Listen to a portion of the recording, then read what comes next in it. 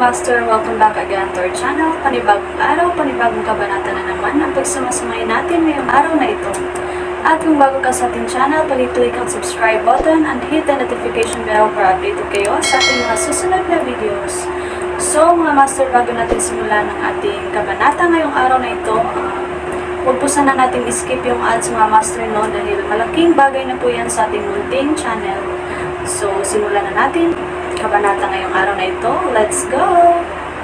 Kabanata 641 hanggang 650. Ang dakilang security guard. Kabanata 641 mga lihim na motibo. Ang massacre ngayong gabi ay naging solo performance ni Yusuf Zoc, kung saan ang pinapatay lamang ng iba pang 30 gwardya ang mga sumubok na tumakas mula sa perimeter. Sa mahigit 40 taong gulang, mahigit 30 ang napatay ni Yusuf Zoc, at ginawa niya ito sa pinakamarahas at pinakamalupit na paraan, dinurog sila hanggang sa mamatay gamit ang pinakadirektang paggamit ng puwersa. Prinsipe, hinihiling ko sa iyo na pasukin ang Dragon Gate Sect. Dahil pumapatay na tayo, huwag na tayong mag-iwan ng buhay na manok o aso. Tila may dugo sa mga mata ni Yusuf Zoc, ang kanyang tingin ay nagpapakita ng uhaw sa dugong kalupitan. Sa katunayan, mula nang mapatay si Ariel Higgins at mahuli si Xiao Liang, nagpipigil na siya ng apoy. Itinuring niya ang lahat ng tao sa Dragon Gate World bilang mga bastardo na karapat-dapat mamatay. Kaya simula nang narito siya, tinalikuran niya ang moralidad, tinalikuran ang sangkatauhan, dahil ang mga tao rito ay hindi tao, at sa gayon ay hindi niya kailangan ang sangkatauhan. Siyempre, may mas malalim na layunin sa likod ng engranding pagtatanghal na kanyang inihanda ngayong gabi. Magaling, lahat ay nasa kubyerta. Sundan mo si Master Zoc papasok sa Dragon Gate Sect, walang papalit sa manok o aso, hahaha. Tumawa ng malakas ang hari ng mga Higgins. Noong una, inakala niyang si Master Zoc, isang menor de edad na innate lamang, ay hindi gaanong magagamit, ngunit sino ang mag-aakalang si Master Zoc ay isang kayamanan? Isang lalaking may likas na banal na kapangyarihan, sino ang makakatalo sa estado ng dakilang paghinga ng bata gamit lamang ang pisikal na lakas? Hindi pa ito naririnig sa buong lihim na kasaysayan ng imperyo. Dapat mong malaman na mayroong malaking pagkakaiba sa pagitan ng estado ng mahusay na paghinga ng sanggol at ng katutubong paghinga. Ang isang Great Fetal Breathing ay kayang pumatay ng 1,000 innate, ngunit ngayon, ang Great Fetal Breathings ay tuluyang napatay ng isang innate. Sa larangan ng kapangyarihan, ang lakas ay napakahalaga, at si Master Zoc, na may hindi maisip na pisikal na lakas, ay lumampas na sa mga antas na maaaring maisip. Inutusan ng hari ng mga Higgins si Yusuf Zoc na pamunuan ang isang pagsalakay sa Dragon Gate Sect, isang espesyal na pamumuno, kung isa sa alang-alang na si Yusuf Zoc ay walang opisyal na katayuan at sumali lamang sa hanay ng mga gwardya ng araw na iyon. Kaya ang kaayusang ito ay may taglay na kakaibang pagiging mapaglaro. Isang grupo ng mga tao ang mabilis na nagmarcha patungo sa tirahan ng Dragon Gate Sect. Ang Dragon Gate Sect ay nakatayo sa isang bundok, na parang isang templo. Isa lamang itong maliit na sekta ng cultivation sa Jizhao, at ang pinuno ng sect ay nasa state of great fetal breathing pa lamang. Hindi gaanong marami ang natitirang tao sa Dragon Gate Sect. Wala pang 50 ang natitira matapos mamatay ang mahigit 40, at karamihan sa mga nakaligtas ay mga minor cultivator na hindi pa nakakaabot sa innate level, kabilang ang mga may truth insight, fasting, at maging grandmaster level. Ipinagpatuloy ni Yusuf Zoc ang kanyang pagpatay, at maging ang mga gwardya ay nanood ng may pagkamangha at takot habang siya ay pumapatay. Pagkatapos ng 4 na oras, lahat ng 72 tao ng Dragon Gate Sect ay patay na. Ang enerhiya ng dugo ay pumailang lang sa kalangitan, at ang mga bangkay ay nagkalat kung saan-saan. Samantala, ang hari ng mga Higgins ay naupo na sa pangunahing bulwagan ng Dragon Gate Sect. Maghanap ka, may mga lumang tuntunin na nalalapat, ang mga samsam ay sa iyo. Kunin mo ang kahit anong kaya mo. Walang pakialam na nagsalita ang hari ng mga Higgins.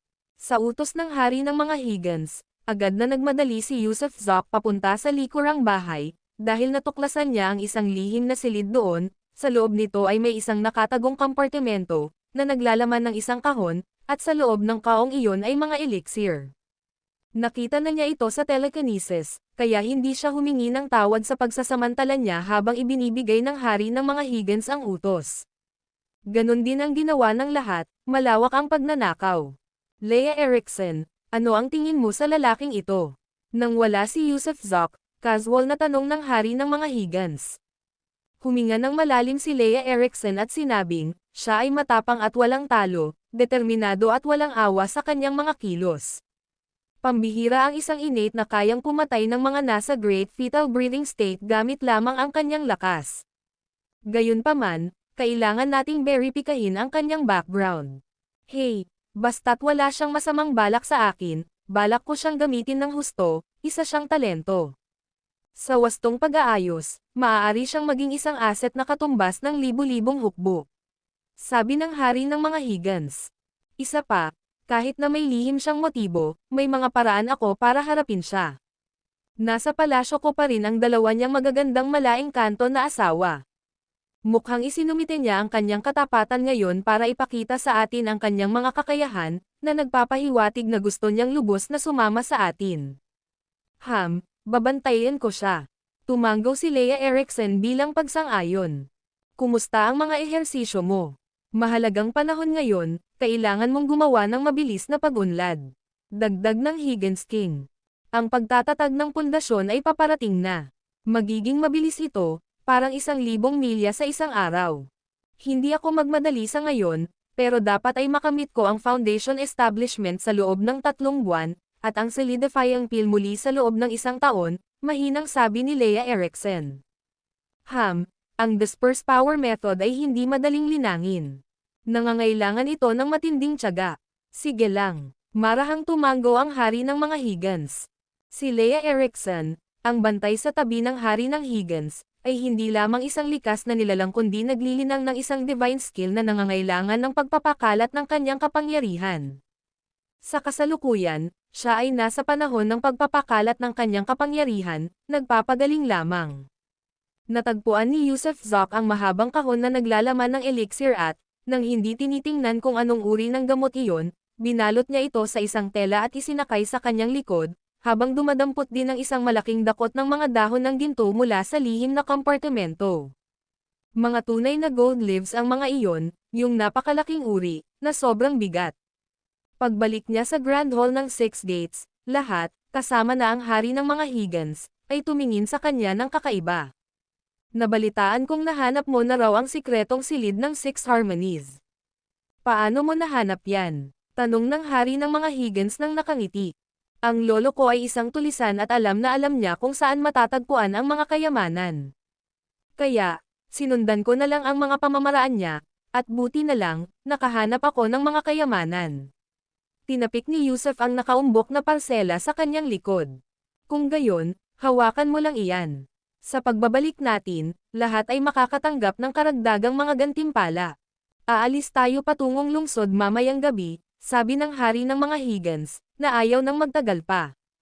Sa katunayan, ang dahilan kung bakit siya pumunta upang wasakin ang sekta ng Six Harmonies ngayon ay dahil nakatanggap siya ng impormasyon na ang sekta ay kumampi sa isang individual na kakampi ng kanyang nakatatandang kapatid. Kaya, ang sekta ng Six Harmonies ay naging isang paksayon sa ilalim ng impluwensya ng kanyang kapatid.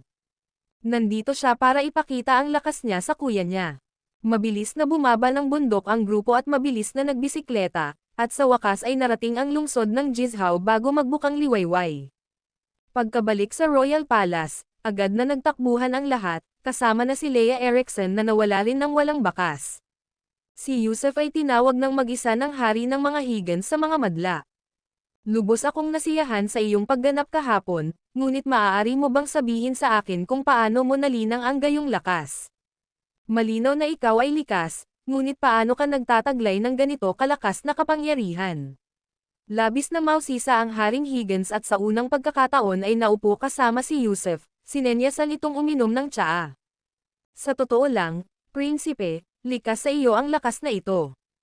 Wala akong ideya kung paano ito nangyari. Simula bata pa ako, ganito na ako, at nakakakain ako ng marami. Kaya kung kumain ng sapat para sa 10 tao, kaya sa hinaharap, baka kailanganin mong mag-imbak ng mas maraming bigas sa iyong sambahayan. Haha, hindi nag-aalala ang prinsipeng ito na kakainin mo ako sa bahay-bahayan. Sige at kainin mo na ang gusto mo. Hindi napigilan ng hari ng mga Higgins ang tumawa ng malakas. Ang Yusuf na ito ay may kakaibang ugali at hindi gaanong mahinhin, nangangahas na magpakawalan ng pidgel sa harap niya. Gayunpaman, nagustuhan niya ang kawalan ng pagpipigil na ito dahil hindi lumabag si Yusuf sa anumang hangganan. Kung gayon sabihin mo sa akin, bakit ikaw ang unang gumawa ng hakbang kagabi? Tanong ng hari ng mga Higgins pagkatapos ng ilang pag-iisip.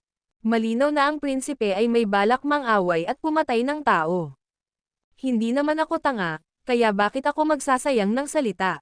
Diretso lang sa pagpatay. Gusto kong mag-iwan ng magandang impresyon. Ano ang kailangan mo? Tanong muli ng hari ng mga Higgins.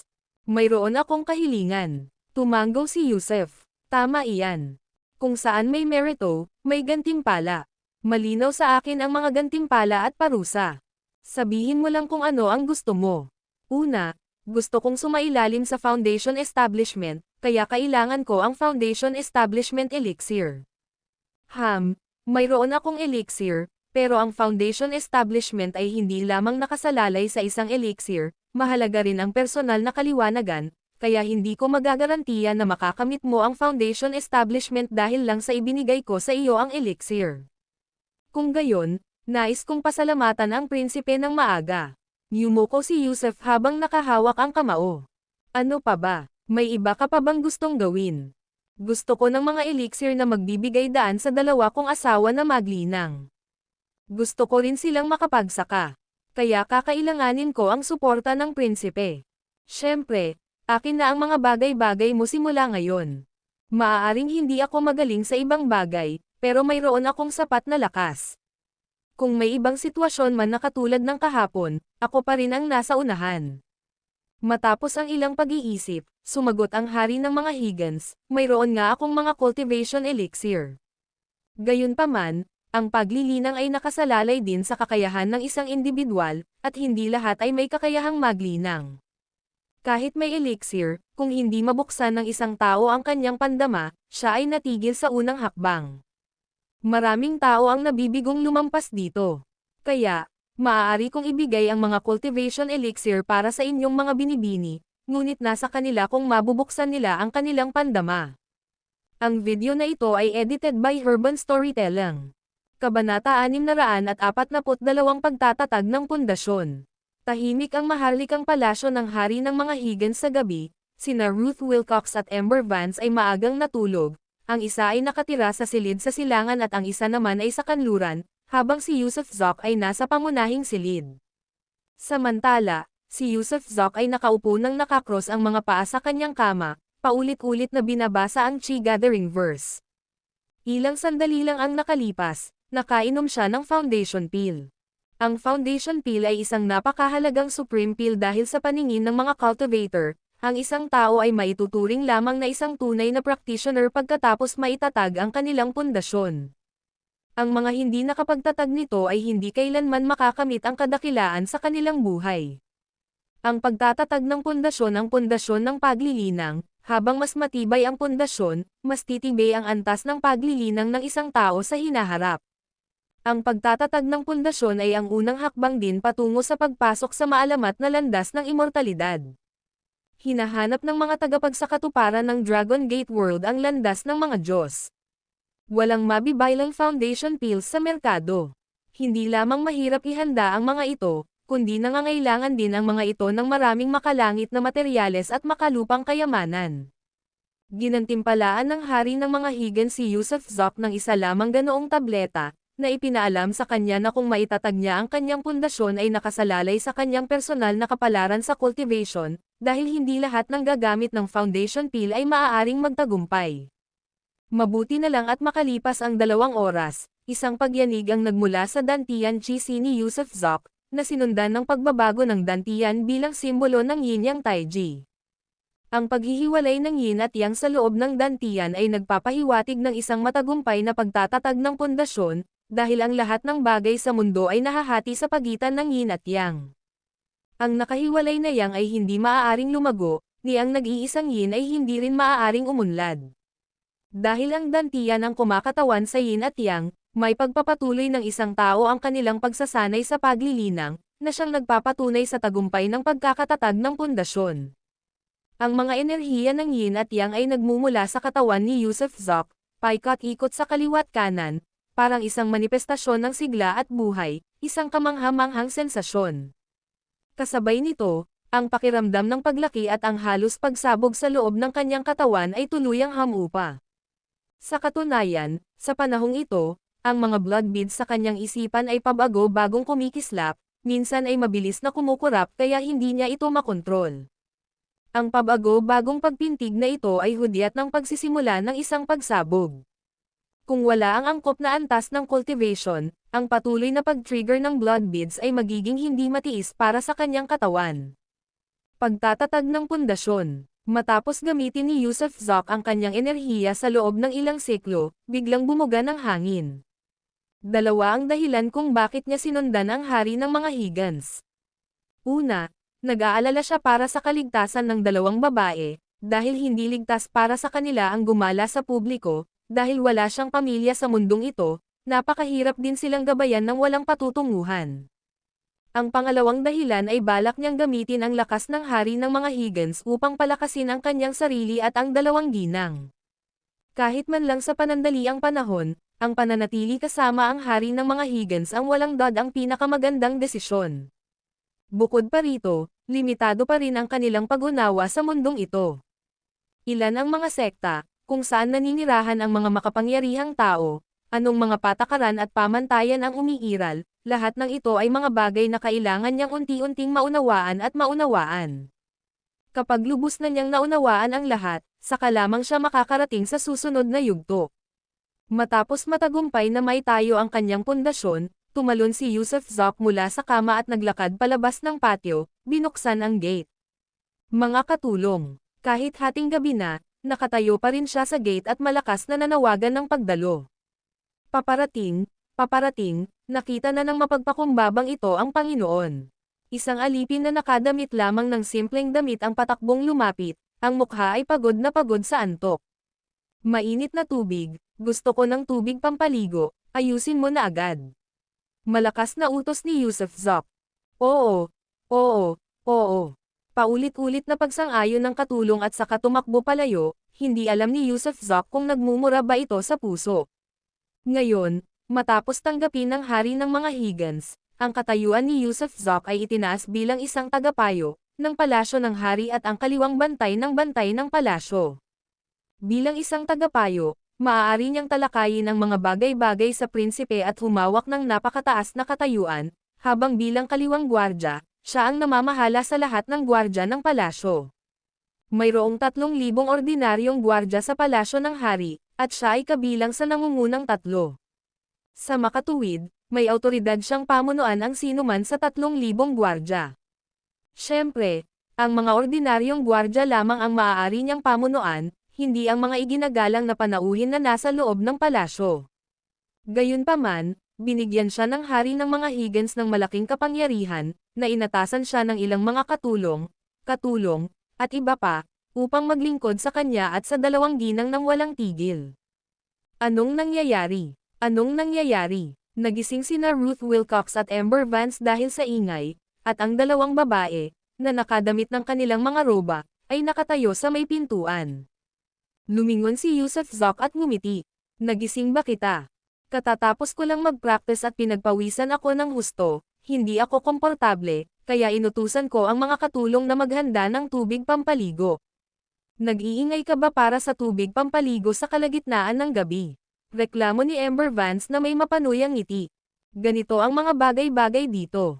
Bilang isang superior, maaari kong gawin ang anumang gusto ko kahit kailan ko gusto. Huwag mong subukang ipilit sa akin ang mga ideya mo tungkol sa mga karapatan, walang tinatawag na karapatan dito. Tumawa si Yusuf Zok. Matutulog na ako, pagod na ako. Hindi na nagsalita pa si Amber Vance at humikab na lang habang tumatakbo pabalik sa silid sa kanluran. Sumulyap si Ruth Wilcox kay Yusuf Zok at mapang-akit na nagtanong, kailangan mo ba ng tulong ko sa pagkuskus ng likod mo? Hintayin mo ako sa kwarto. Wala na ang sakit ko, At kaya ko nang gawin iyan, ngayon. Bulong ni Yusuf Zoc, kung hindi, ano sa tingin mo ang dahilan ng pagligaw ko? Napabuntong hininga si Ruth Wilcox, nakanganga, pagkatapos ay agad na namula ang mukha niya ng matengkad na pulang-pula. Ang kanilang relasyon ay umabot lamang sa isang gabi sa Wengquan Villa noong una, at pagkatapos noon ay palagi na silang magkasama, naghuhubad pa nga sa loob ng iisang sleeping bag, naghahalikan sa buong katawan ng isa't isa, at nagpapasiklab ng apoy sa loob niya, ngunit hindi pa sila kailanman nakibahagi sa mga kasiyahan ng laman. Dahil may sakit si Yusuf Zoc, hindi nila ito nagawa, kaya naman pakiramdam ni Ruth Wilcox ay isa na lamang malayong alaala ang mga bagay na iyon, dahil sa matagal ng pamumuhay na parang isang nag-iisang balo. Hindi kita pinapansin, masamang tao ka. Hindi makapaniwalang napahiya siya, tumakbo siya pabalik sa silid sa silangan na parang tumatakas. Tumawa lang si Yusuf Zoc, nasa limitasyon na rin niya. Tutal, isa naman siyang normal na tao, kaya ngayong gabi ay tutugunan niya ang pangangailangang iyon ng tao kahit ano paman.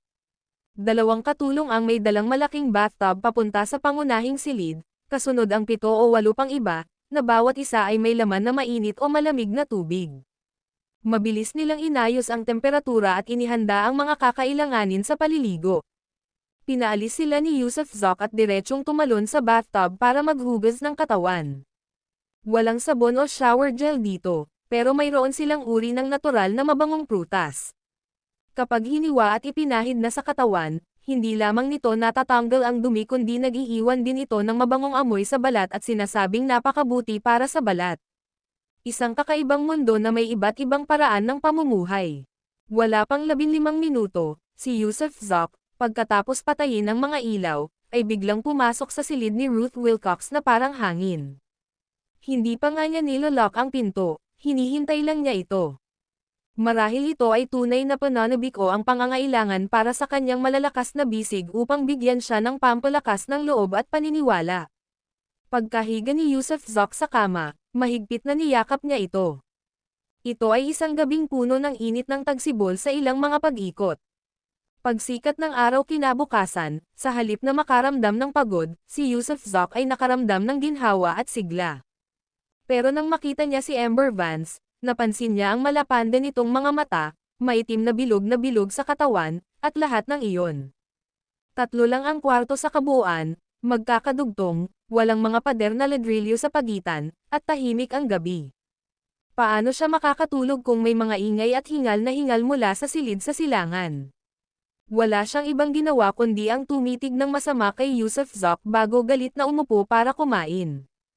Inihatid ang almusal. Pinaglilingkuran na sila ngayon ng walang ginagawa, lahat ay inasikaso na para sa kanila. Hindi na muling ipinatawag ng prinsipe si Yusuf Zoc, at masaya na siya sa oras na iyon. Sinamantala niya ang mga babaeng kumakain, inilabas niya ang elixir na bigay ng hari ng mga Higgins. Mayroong 4 na tableta, lahat ay mga pildores para sa kaliwanagan. Walang ganitong mga elixir sa merkado, ilang cultivation sects lang ang mayroon nito. At 9 sa 10 taong uminom nito ay hindi nakamit ang kaliwanagan. Bueno, ang kaliwanagan ay bahagyang nakasalalay sa elixir, ngunit pangunahin na sa individual na pangangatawan. Kung wala ang pangangatawan para sa cultivation, kahit 100 enlightenment pills ay walang silbi. Siyempre, kahit wala ang mga pildores para sa kaliwanagan na ito, natulungan sana ni Yusuf Zoc ang 2 babae na makamit ang kaliwanagan. Gusto niya ng mga tableta. Umaasang pagkatapos ng kaliwanagan, ang hari ng mga Higgins ay patuloy na magbibigay ng patuloy na supply ng mga elixir. Mayroon akong ikukwento sa iyo. Gusto kitang tulungang magsanay at makamit ang kaliwanagan ng mabilis, kaya gawin natin ito ngayon. Magaling, sabik na akong magsimula. Natatawang sabi ni Amber Vance, habang pumapalakpak. Sige, magsisimula tayo sa iyo. Kailangan mo akong pakinggan ngayon. Ruth, makipag-usap ka muna kay Sky Torres saglit, tutulungan ko muna si Amber. Ang video na ito ay edited by Urban Storytelling. Kabanata 643 Pagkagising ng Kamalayan. Pagkatapos kumain, umalis si Ruth Wilcox, at sabik na si Amber Vance na himukin si Yusuf Zoc na tulungan siyang mabilis na, buksan ang kanyang mga butas, at, pumasok sa gate. Kailangan mong makinig sa akin sa buong proseso dahil kung hindi, hindi mo mabubuksan ang mga butas at maaaring may mga nakakahiyang sandali, pero hindi ka pinapayagang lumaban. Babala ni Yusuf Zoc ng maaga. Anong nakakahiya? Single ni Amber Vance. Narinig niya ang lahat ng nangyari kagabi, mayroon pa bang mas nakakahiya pa? Sige, sandali lang. Binuksan ni Yusuf Zoc ang pinto at saka inutusan ang mga katulong na maghanda ng tubig pampaligo. Kailangan mo bang maligo? Tanong ni Amber Vance, na nagtataka. Natawa si Yusuf Zoc, para sa iyo ang paghuhugas. Oh, mukhang nalilito si Amber Vance pero hindi na nagtanong pa. Di nagtagal, nagdala ang mga katulong ng bathtub na may mainit na tubig, at pagkatapos silang paalisin ni Yusuf Zoc, inutusan niya si Amber Vance na haburin ang kanyang damit at pumasok sa bathtub. Kung gayon, dapat ka munang lumabas. Paano ako maliligaw kasama ka rito? Sabi ni Amber Vance, namumula ang mukha. Tutulungan kitang maligo, sundin mo ako. Nasabi ko na nga ba, baka nakakahiya. Kailangan mong makinig ng buo. Isa pa, hindi naman sa hindi ko pa nakikita lahat yan dati. Nagkunwaring walang pakialam si Yusuf Zoc. Bakit pakiramdam ko ay sasamantalahin mo ako? Takot na sabi ni Amber Vance. Bilisan mo, lalamag din ang tubig maya-maya. Unang hakbang pa lang ang paliligo. Nakatitig sa kanya si Yusuf Zoc. Kung gayon, tumalikod ka muna. Nagngalit ang mga ngipin ni Amber Vance, gustong-gusto niyang makita kung anong mga panlilin lang ang ginagawa ni Yusuf Zoc. Masunuring lumingon si Yusuf Zoc, at mabilis na naghubad si Amber Vance at tumalon sa bathtub, na tanging ulo lang ang naiwan. Nang lumingon si Yusuf Zoc, yumuko siya sa batya ng nakangiti at sinabing, siguraduhing maghugas ka ng mabuti, mayroon kang 5 minuto. Kung gayon, huwag ka nang magbihis, humiga ka na lang sa kama. Gusto mo akong samantalahin, ikaw na walang hiya. Sigaw ni Amber Vance. Hindi, sumunod ka na lang. Matanda na tayong mag-asawa ngayon, mag-ingat ka. Iisterilisahin ko ang mga pilak na karayom. Hinugot ni Yusuf Zoc ang mga pilak na karayom mula sa kanyang palso. Kinagat ni Amber Vance ang ibabang labi niya, tila namumugto ang mga mata niya. Lumabas si Yusuf Zoc sa patio at humingi sa isang katulong ng matapang na alak. Ang paggamit ng mas mataas na proof ay maaari ring magdisimpekta, para lang linisin ang mga pilak na karayom.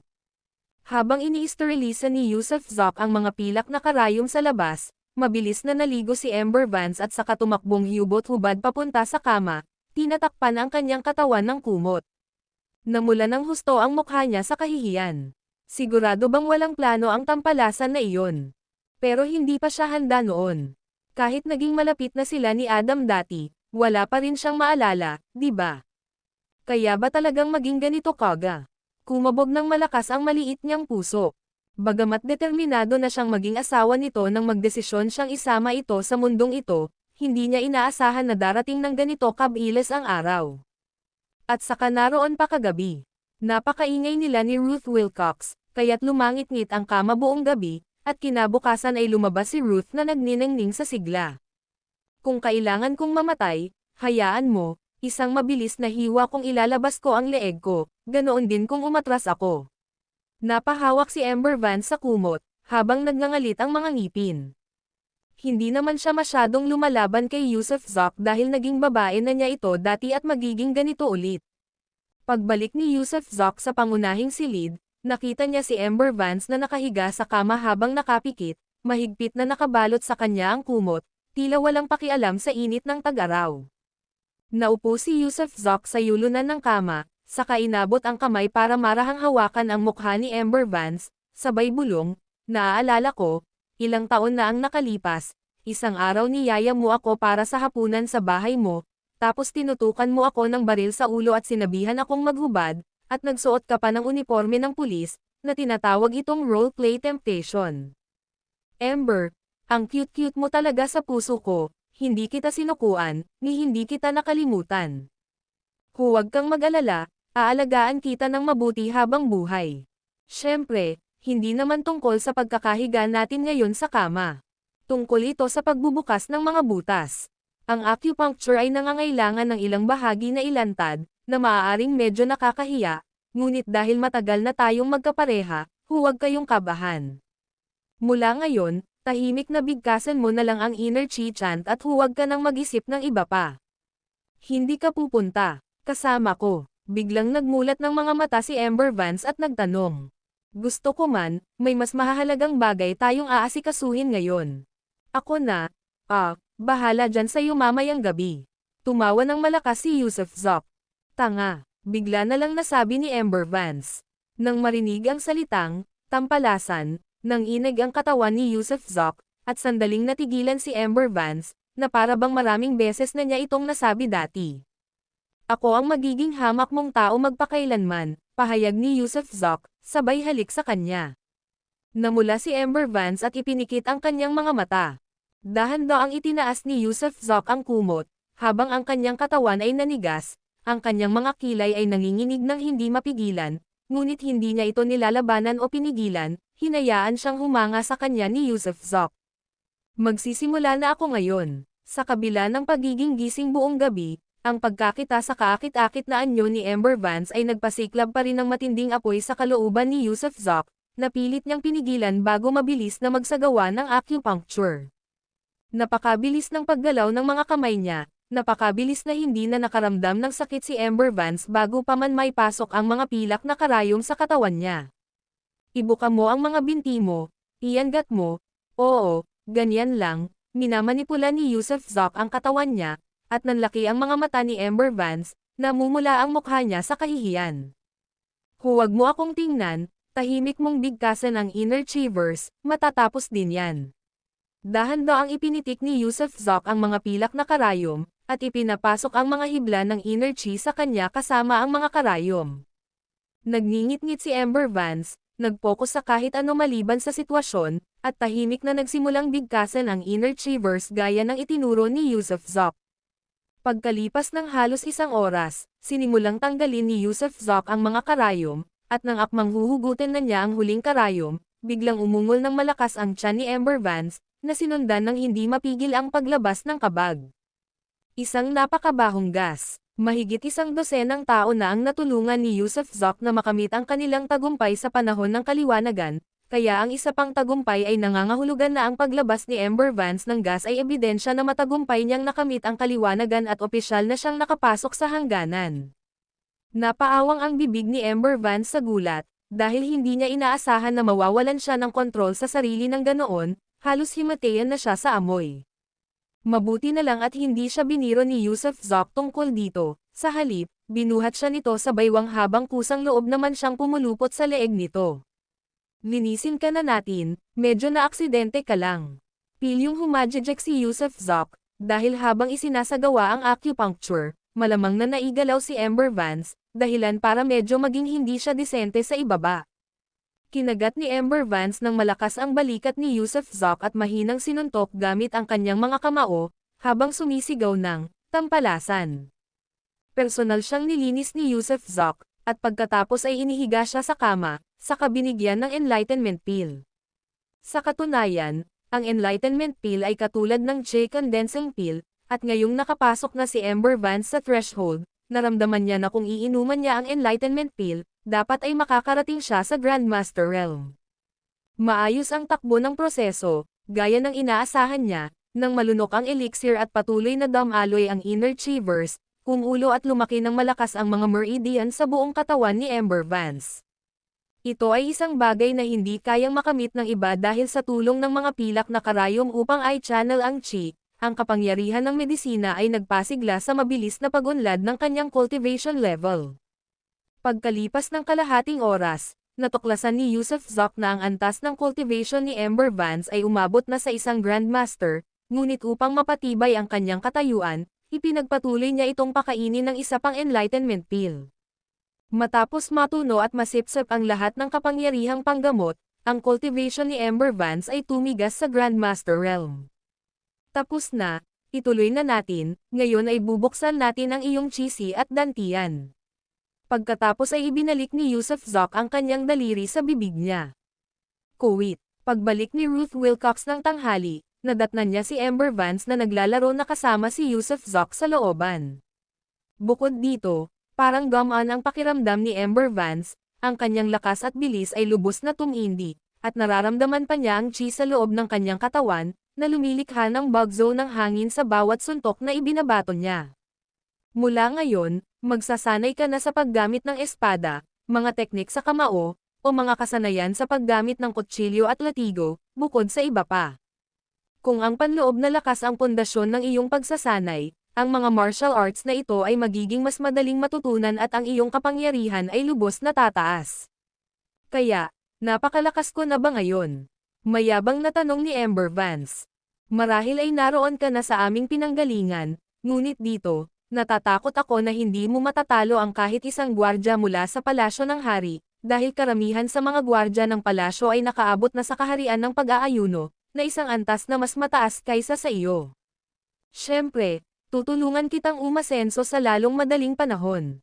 Mamayang hapon, makipag-usap ka sa Reyna, habang tinutulungan ko si Ruth na magtagumpay. Ang video na ito ay edited by Urban Storytelling.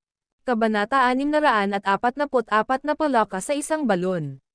Kung ikukumpara kay Ember Vance, na nawalan ng alaala, ang proseso ng pagpapaliwanag kay Ruth Wilcox ay medyo natural at maayos.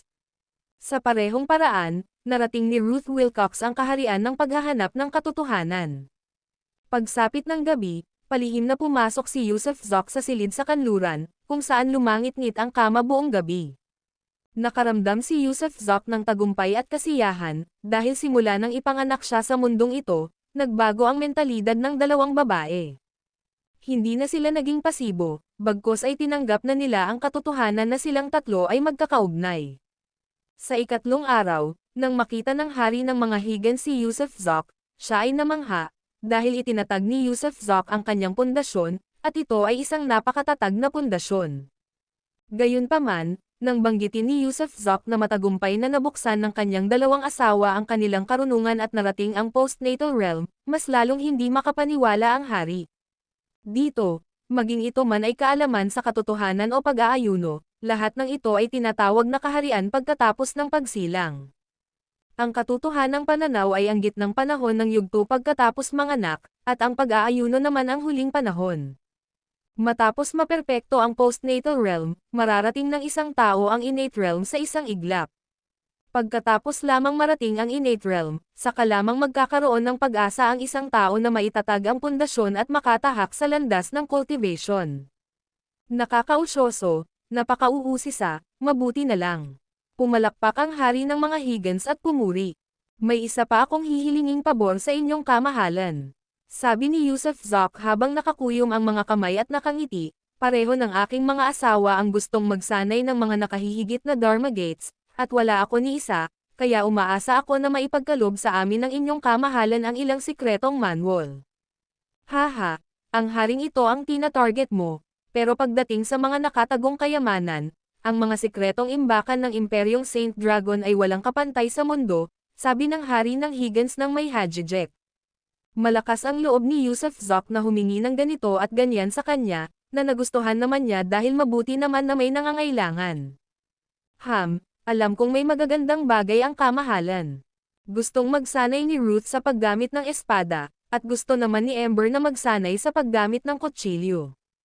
Ang bawat isa ay nangangailangan din ng isang set para sa pagsasanay ng panloob na enerhiya, walang pakundangang sabi ni Yusuf Zok. Sige, may ipapahatid ako mamaya.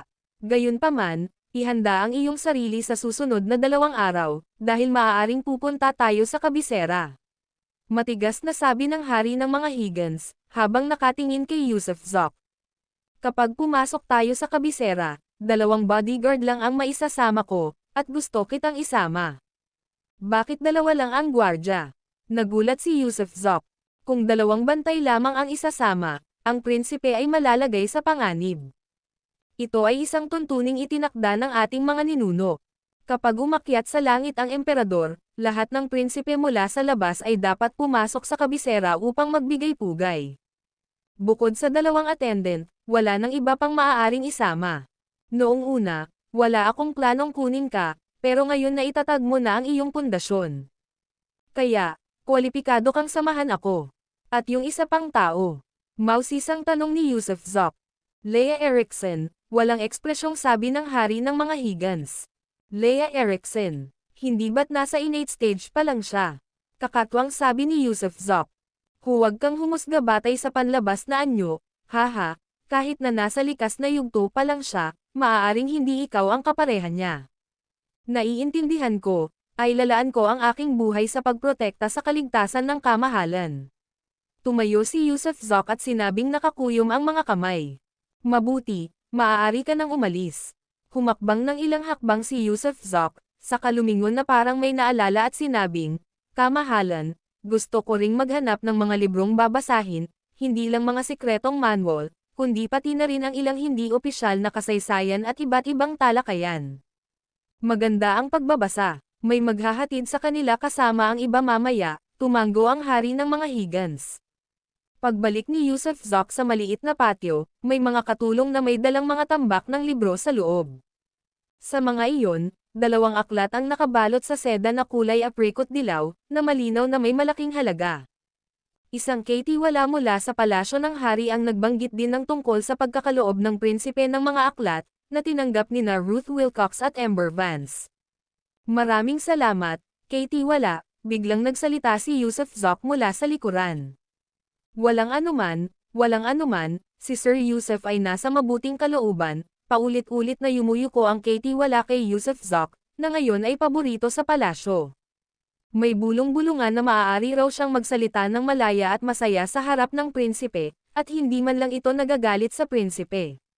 Bukod dito, binigyan siya ng prinsipe ng malaking kapangyarihan.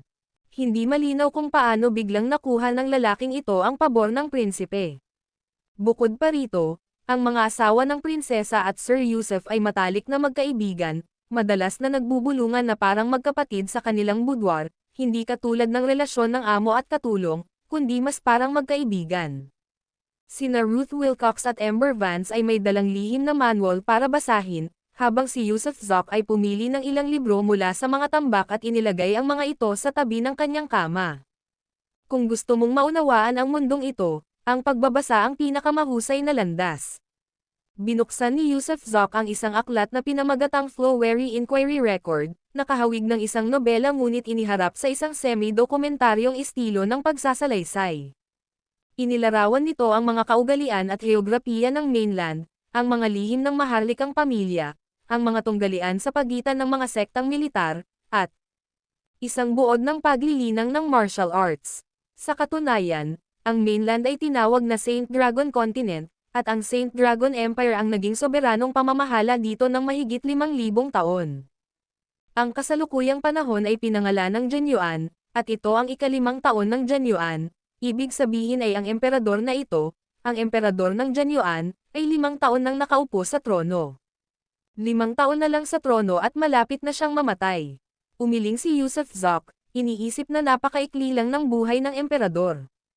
Ang emperador ng Jianyuan ay may 16 na buong kapatid na lalaki at mahigit 40 buong kapatid na babae. Ang Haring Higgins ay ang kanyang ika-6 na kapatid, at siya ang pinakamatalino at malamang na magkalaban para sa trono. Gayunpaman, sa ilang kadahilanan, hindi siya pinangalan ng Prinsipe Corona. Kapag pumanaw ang matandang emperador, ang kanyang nakatatandang kapatid ang direktang uupo sa trono. Ang kanyang nakatatandang kapatid na lalaki ay may ilang anak na lalaki, ngunit ang panganay ay 12 pa lamang, at ang bunso ay sanggol pa lamang. Kung mamamatay si Jianyuan, gugustuhin ng hari ng mga Higgins na agawin ang trono. Gayunpaman, ayon sa sistema ng paghalili, wala siyang karapatang umakyat dito, kaya kakailanganin niyang magmanyobra sa politika, o kahit na gumamit ng armadong tunggalian. Ito ang imperyo ng kontinente. Kasabay nito, may mga sekta ng martial arts sa mainland. Iba-iba ang laki ng mga sektang ito, ngunit may isang pinakamalaki at pinakamisteryosong sekta na kapantay ng kapangyarihan ng imperyo, ang mahiwagang Saint Dragon Pavilion. Ang Saint Dragon Pavilion ay hindi nakikilahok sa mga gawain ng imperyo, at tinatrato rin ng imperyo ang pavilion ng may kaunting paggalang. Dahil ang Saint Dragon Pavilion ay parang isang maharlikang unibersidad, na naglilinang ng mga opisyal o commander ng militar para sa imperyo at iba pa. Sa paglipas ng mga panahon, maraming emperador ang nagtapos mula sa Saint Dragon Pavilion. Ang Saint Dragon Pavilion ay nag-aalok hindi lamang ng edukasyong pangmilitar, kundi pati na rin ng edukasyong pampanitikan, pagkalkula ng kapalaran, at iba't ibang disiplina. Tungkol naman sa ibang sekta ng martial arts, ang ilan ay kaakibat ng imperyo, ang ilan naman ay kaakibat ng Saint Dragon Pavilion. Binuklat ni Yusuf Zoc ang halos buong libro at sa wakas ay natagpuan niya ang nilalamang hinahanap niya. Tungkol sa mga aspeto ng paglilinang.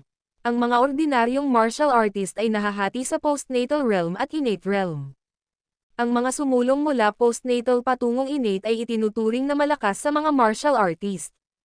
At mula sa katutubo hanggang sa pagkakatatag ng pundasyon ay ang simula ng paghahanap ng Tao. Ang pagtatatag ng pundasyon ang simula ng landas ng pagtatanong. Pagkatapos ng pagtatatag ng pundasyon ay dumating ang mga yugto ng respirasyon ng pangsanggol, na nahahati sa maliit na respirasyon ng pangsanggol at malaking hininga ng pangsanggol, bawat isa ay may tatlong antas, maaga, gitna, at huling yugto. Pagkatapos lamang maperpekto ang big fetus breath saka lamang maaaring patigasin ang isang tableta, ibig sabihin ay bubuo ng panloob na core mula sa paghinga ng sanggol sa dantian. Ang yugto ng pagtatatag ng pundasyon ay nagkaroon din ng maaga, gitna, at huling yugto. Pagkatapos noon ay dumating ang ginintoang ubod, na siyang panloob mong ubod na nagiging ginintuan.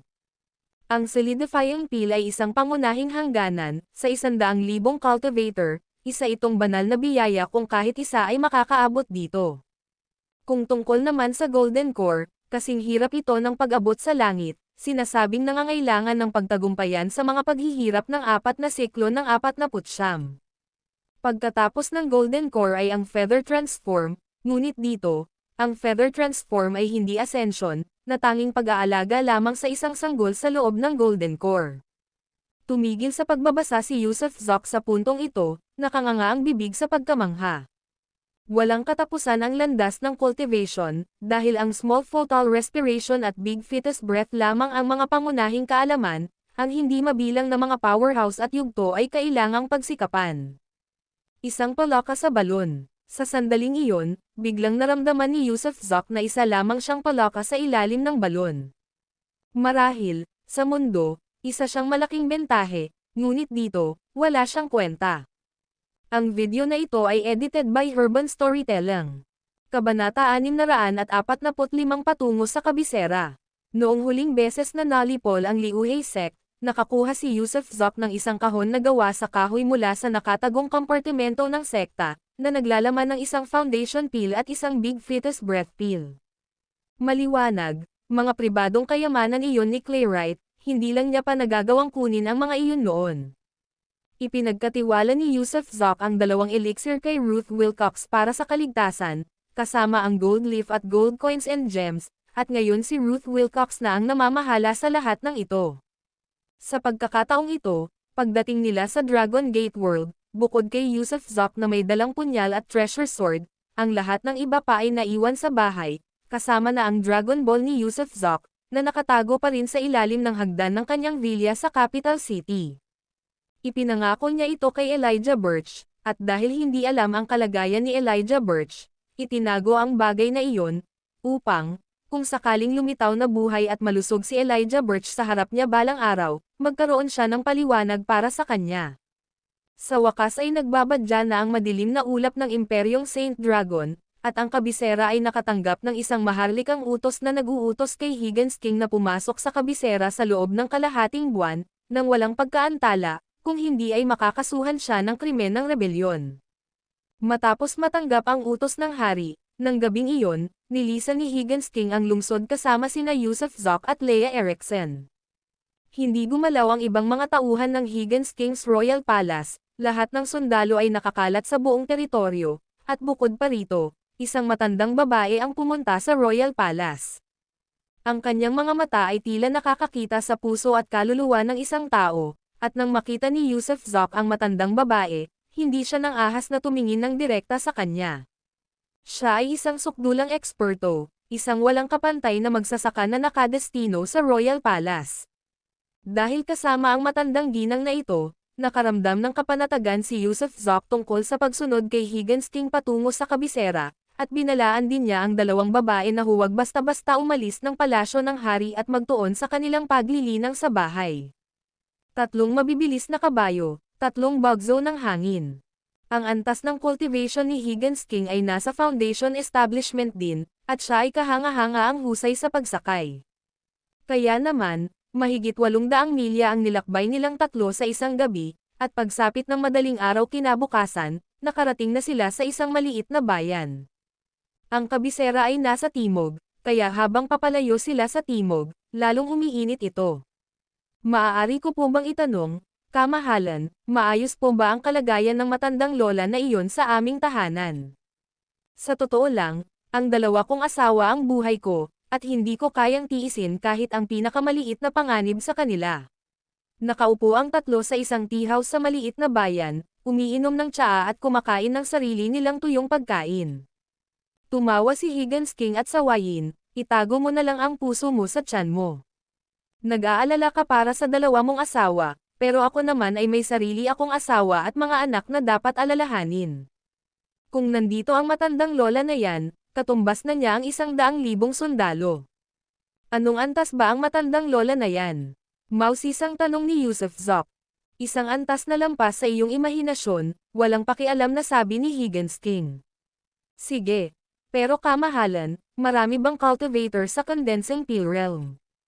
Hindi marami ang nakarating sa yugto ng solidifying peel, pero siguradong marami kang tanong. Sinusubukan ko lang pagaanan ang loob ng kamahalan. Napansin kong hindi ka man lang natatakot sa akin. Takot na takot ako, pero nirerespeto kita ng buong puso. Napansin ko rin na madaldal ka, na para bang isa kang mapanlinlang na ministro. Gusto ko sanang maging isang mapanlinlang na ministro, nabubuhay sila ng matagal. Haha, nakakatuwa talagang makipag-usap sa'yo. Leia, dapat kang matuto mula kay Mr. Yusuf. Tumawa ng malakas si Higgins King. Oo, seryosong sabi ni Leia Erickson sabay tangok. Kita mo, nakakabagot talaga si Leia. Hindi siya kailanman naging mapangahas sa harap ko. Turo ni Higgins King kay Leia Erickson at sinabing. Parang bloke ng kahoy ang lalaki, nakakabagot. Wala akong maituturing na karaniwang salita sa kanya. Nagkibit balikat si Yusuf Zok. Hindi napigilan ni Leia Erickson ang mapangiti ng mapait at patuloy na umiling. Sa katunayan, natagpuan din niya si Mr. Medyo interesante si Yusuf, si G. Tila si Yusuf ang sukdulan ng pagkatao, isang malaya kapag nagbibiro at isang magkakatay kapag pumapatay. Alam niyang pinahahalagahan ni Higgins King si Yusuf Zok hindi dahil sa mataas nitong antas ng cultivation, kundi dahil espesyal ito. Sa totoo lang, si Higgins King ay isang malungkot na tao, walang mga kaibigang mapag-usapan, at ang pagdating ni Mr. Tila binasag ni Yusuf ang katahimikang iyon, na nagdulot ng hilig sa paglalaro at kakaibang kasiyahan sa buhay ni Higgins King. Pagdadala kay Ginang. Ang paglipat ni Yusuf patungong kabisera ay hindi lamang para iligtas ang sarili niyang buhay, dahil kailangan ni Higgins King ng isang taong mag-aalis ng kanyang mga alalahanin at pagaanan ang kanyang kalooban, mayroon pa rin silang mga undercover agent sa kabisera, lahat ay nakaayos na at handa na. Leia, sabihin mo nga sa akin, marami ba ang nakaabot sa condensing peel realm sa mundong ito? Dahil ayaw sumagot ni Higgins King, humarap si Yusuf Zok para tanungin si Leia Erickson. Sumulyap si Leia Erickson kay Higgins King at, nang mapagtantong wala itong balak na pigilan siya, tumawa siya at sinabing, siguro may mga 100 o higit pa sa lungsod ng Jizhao, at mahigit 70 milyon sa mga karaniwang tao ng prefecture. Ibig sabihin, kakaunti pa rin sila. Tumanggaw si Yusuf Zok. Bakit mo natanong ang tungkol dito? Nagtatakang tanong ni Higgins King. May kaaway ako, mukhang napakalakas, kaya nagtatanong lang ako. Nakangiting sabi ni Yusuf Zok. Sa condensing peel realm din. Tinaasan ni Higgins King at Leia Erickson ang kanilang mga kilay, may malakas na kaaway itong si Yusuf Zok. Marahil mas malakas pa, sagot ni Yusuf Zok. Sundin mo ang prinsipeng ito upang makamit ang mga dakilang bagay, at sa hinaharap, ako ang bahala sa iyong kaaway, magaan na sabi ni Higgins King. Hindi na kailangan, pero salamat po, prinsipe, umiling si Yusuf Zok. Sige, kung gayon ay umalis na tayo. Pinunasan ni Higgins King ang kanyang mga kamay at tumayo upang umalis. Kumuha si Leia Erickson ng isang ginto at inihagis ito sa mesa, at ang tatlo ay nagpatuloy sa pagsakay ng malakas. Matapos ang walang tigil na pagsakay sa loob ng 2 araw at gabi, sa wakas ay nagutos si Higgins King ng pahinga. Hindi lang ang mga tao ang pagod, kundi pati na rin ang mga kabayo. Nakakita sila ng kagubatan, kumain ng tuyong pagkain, at pagkatapos ay naupo sa lupa upang magpahinga para sa gabi. Nagplano silang umalis muli kinabukasan ng madaling araw. Naupo si Yusuf Zoc ng medyo malayo kay Higgins King. Hindi nagtagal pagkaupo niya, pumasok siya sa estado ng cultivation, humihinga ng pantay, tila mabilis na lumubog sa isang estado ng malalim na pagmumuni-muni. Nagpalitan ng tingin sina Higgins King at Leah Erickson, kakaiba talaga ang taong ito na si Yusuf Zoc, para makapag-meditate ng napakabilis. Ang kasulatan ng awiting Breathing Harmony na itinuro ni Jerome Hart kay Yusuf Zoc ay isa talagang nakahihigit na paraan ng paglilinang. Masasabing sakop ng banal na kasulatang ito ang lahat, ang sining ng pagsasama ng yin at yang, at ang pamamaraan ng 5 elemento na lumilikha at nagdaig sa isa't isa ay nakapaloob lahat dito. Ang katotohanan lamang na ang kasulatang ito ng awiting Breathing Harmony ay direktang makakatulong sa isang tao na magising sa pamamagitan ng sarili nito ay nagpapakita na ang pamana ng pamilya ni Jerome Hart ay pambihira. Siyempre, habang nagkukultivate si Yusuf Zoc, sinusubukan din niyang maghanap ng mga bagong special ability. Total, nang mabuksan niya ang 7th blood bead, nagkaroon siya ng mind control, ang kanyang telekinesis ay naging napakalawak, umabot sa kaibuturan ng espiritual na kamalayan ng isang kalaban, na nagdulot ng maikling sandali ng kawalan ng malay. Ngayong na-unlock na ang 8th blood pearl, wala pa ring bagong special ability na lumalabas. Siyempre, ang kanyang lakas, telekinesis, invisibility ability, kakayahang tumalon, at iba pa, ay tumaas ng 3 beses. Sa kasalukuyan, magagamit niya ang kanyang telekinesis para umabot ng lampas sa 30,000 metro. Ang kanyang pisikal na lakas lamang ay kayang magpagalaw ng mga bundok at magbitak ng mga bato. Maaaring pagmamalabos ang pagsasabing kaya niyang buhatin ang isang buong bundok, ngunit malamang na kaya rin niyang buhatin ang isang gusaling may maraming palapag. Ang bilis niya, lalo na ang bilis ng paglipad niya, ay napakabilis din. Alam mo, nang mabuksan niya ang 7th blood bead, kahit ang mga nasa antas ng state of great fetal breathing tulad ni Old Huang ay hindi niya katapat. At ngayon, mahigit kalahating taon na mula nang mabuksan niya ang 8th blood pearl, at ang kanyang cultivation ay umabot na sa foundation establishment, naramdaman niya na dapat ay kaya niyang labanan ang isang solidifying pill expert. Siyempre, dahil hindi pa siya nakalaban kahit isa, hindi niya alam kung gaano kalakas ang mga nasa condensing pill realm. At nariyan din ang kanyang kakayahang invisibility, kaya niyang manatiling invisible sa lahat ng oras nang hindi humihinto, pero tila nawalan na ng silbi ang pagiging di nakikita, dahil sa mundong ito, maraming tao ang nagtataglay ng banal na pananaw, at kayang matukoy ng banal na pananaw ang pagiging di nakikita. Ikinainis niya ang katotohanan ito. Paano ako magiging invisible at hindi may detect ng mga may divine sense?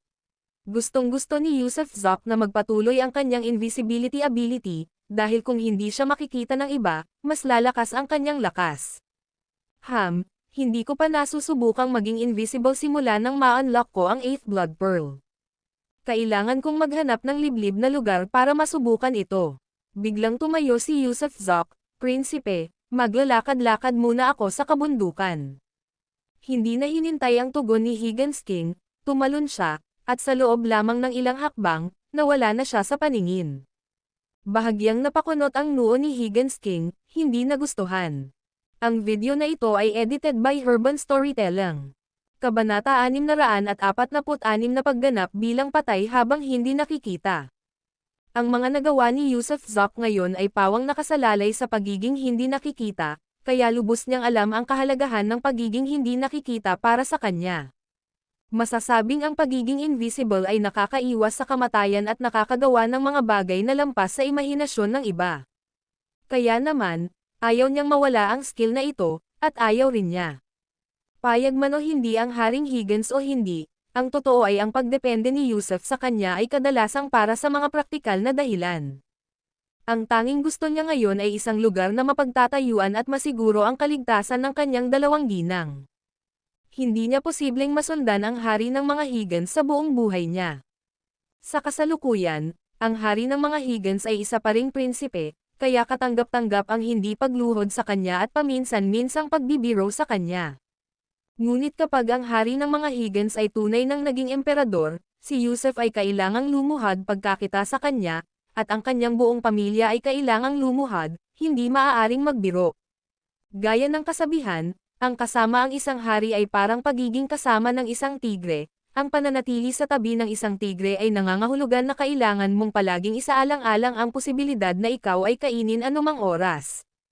Siyempre, malabong maaga ng Haring Higgins ang trono sa maikling panahon, at ang panahong ito ang eksaktong oras para palakasin ni Yusef ang kanyang kapangyarihan. Mayroon siyang mga kaaway na dapat hanapin, isang taong dapat iligtas, ngunit lahat ng ito ay nakabatay sa kanyang sariling kaligtasan, upang matiyak na hindi maiiwan sina Ruth Wilcox at Amber Vance bilang mga balo. Kailangan niyang maging responsable sa kanyang sarili at sa mga nakapaligid sa kanya, hindi bumibitaw ng kahit sino. 12 ng kilometro ang layo sa tuktok ng bundok, huminto si Yusef at mabilis na naging hindi nakikita, sinusuri ang kondisyon ng sarili niyang katawan. Gaya ng dati, hindi na nakikita ng mata ang kanyang katawan matapos maging invisible, ngunit nagpatuloy ang daloy ng dugo, tibok ng puso, paghinga, at iba pa, at malinaw siyang nakikita gamit ang telekinesis. Kung nakikita niya ang kanyang sarili gamit ang telekinesis, ibig sabihin ay makikita rin siya ng iba gamit ang divine sense.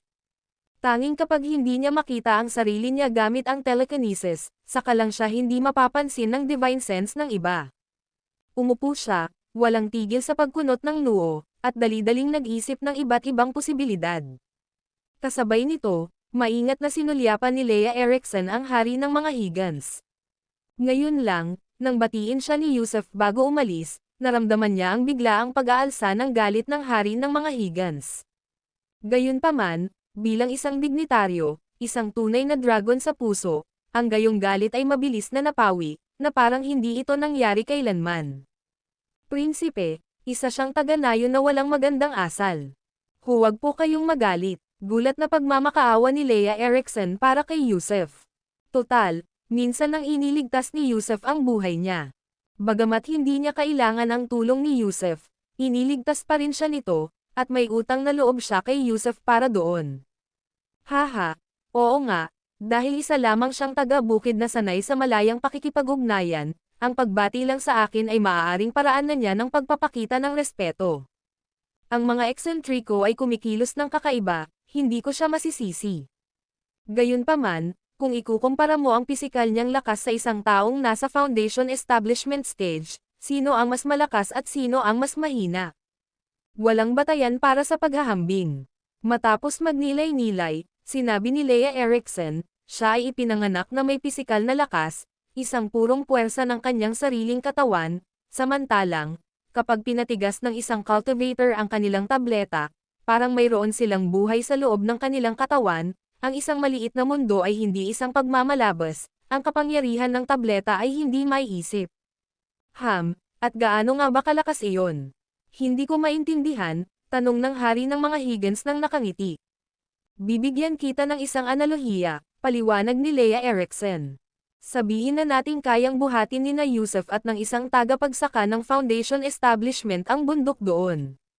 Itinuro ni Leia Erikson ang bundok na nababalot ng dilim, pero gagamitin lamang ni Yusef ang kanyang matinding pisikal na lakas para buhatin at hawakan ang bundok, kung gaano katagal niya ito kayang hawakan ay depende sa kanyang lakas. Kung ang isang foundation establishment master ang magbubuhat ng bundok na iyon, mas madali sana iyon. Kaya nilang suportahan ang bundok gamit lamang ang isang daliri, ihagis ito pabalik-balik, hanggat kaya nilang buhatin ito, kaya nila itong igalaw o sirain pa nga.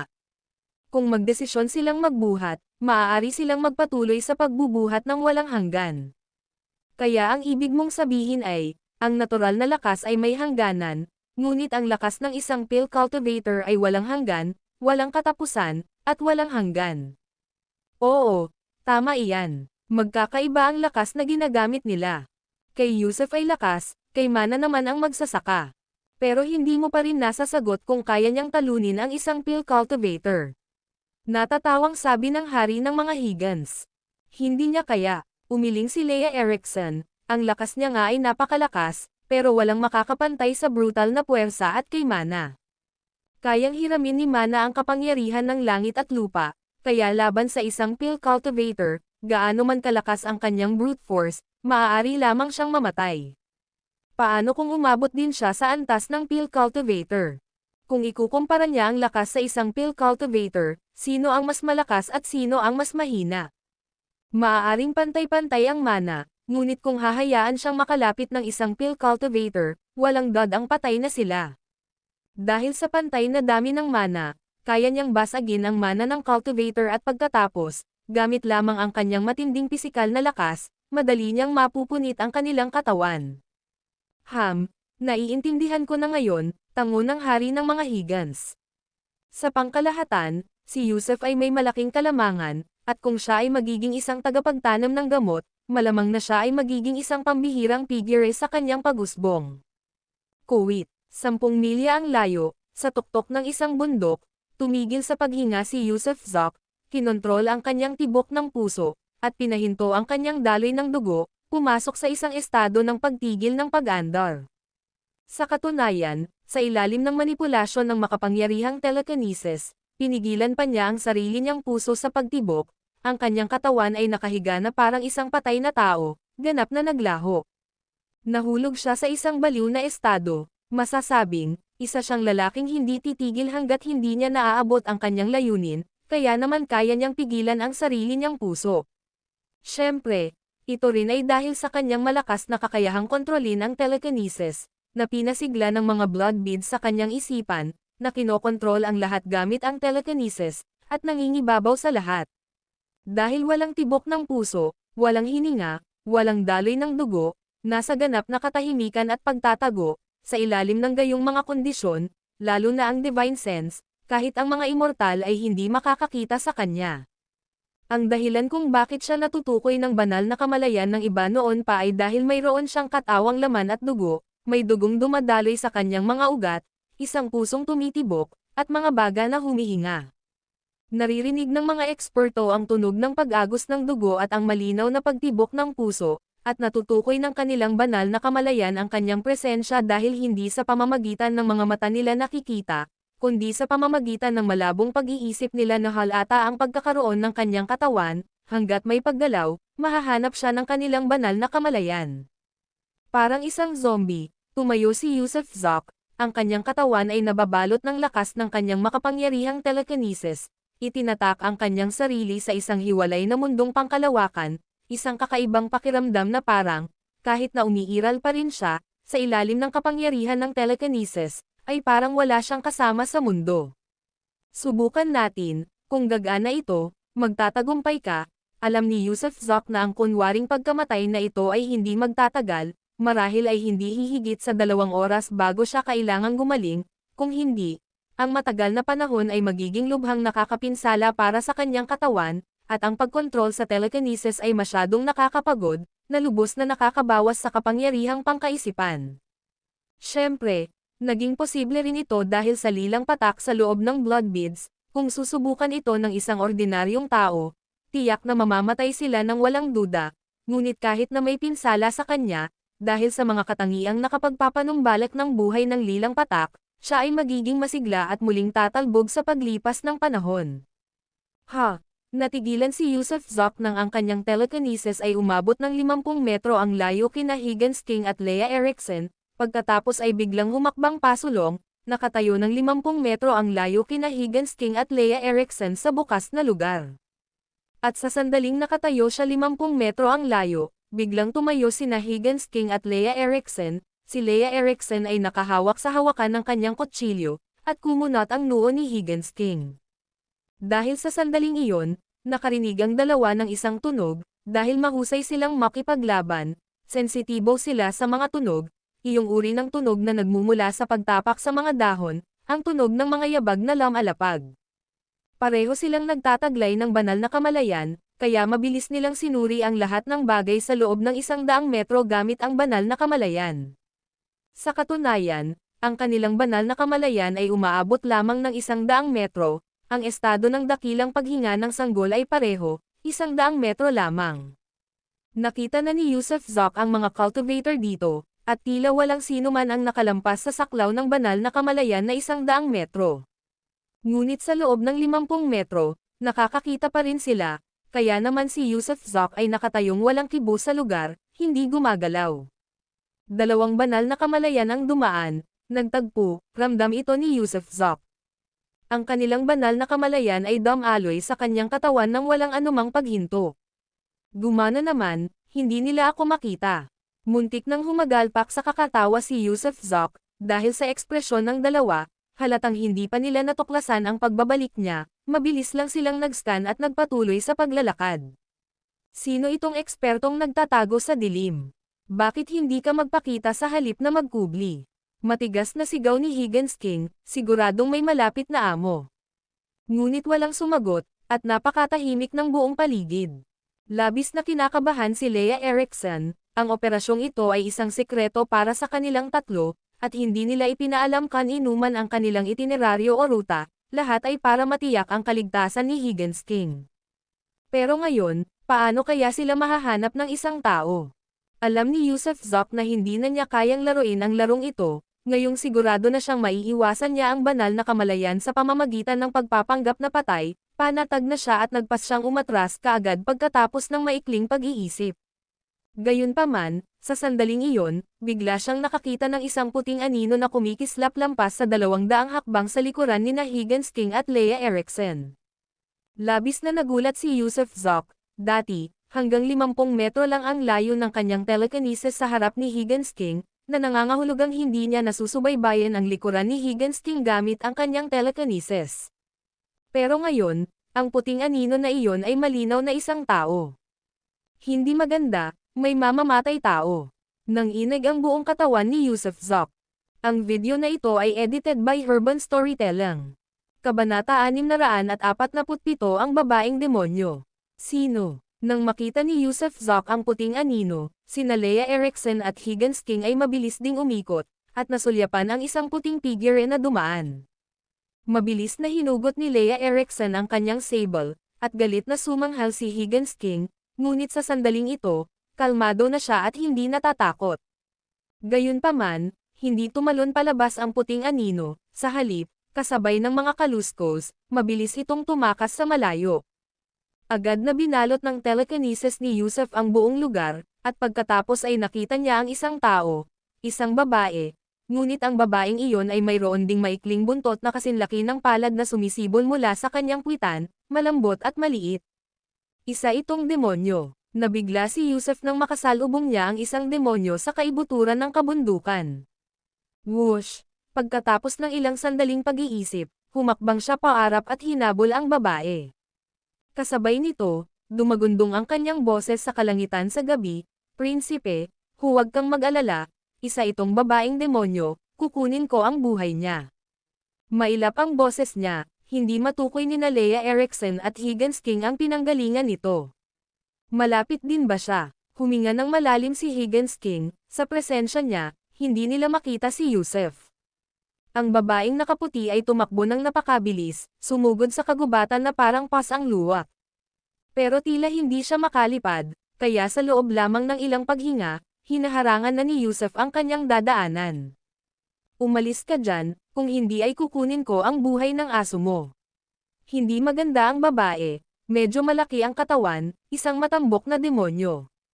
Tiyak si Yusuf na isa siyang demonyo dahil mayroon siyang buntot na kasing laki ng palad at ang aura ng isang demonyo ay naiiba sa aura ng mga tao. At ang demonyong ito ay hindi pa umaabot sa core formation, dahil wala pang core sa kanyang dantian. Tulad ni Elijah Birch mula sa Dragon Group noon, malamang na parehong nasa estado ng Great Fetal Breathing. "Maaari ko bang itanong, ate, anong klaseng demonyo ka, at bakit mo mino-manman ang aming prinsipe?" Nakangiting sabi ni Yusuf.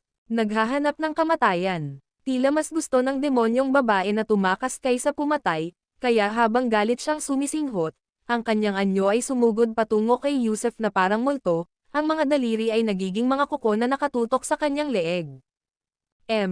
Tumigil ka." Hindi gumalaw si Yusuf sa kanyang pwesto, at habang malamig siyang sumisinghot, ang kanyang malawak na telekinesis ay namuo sa isang punto.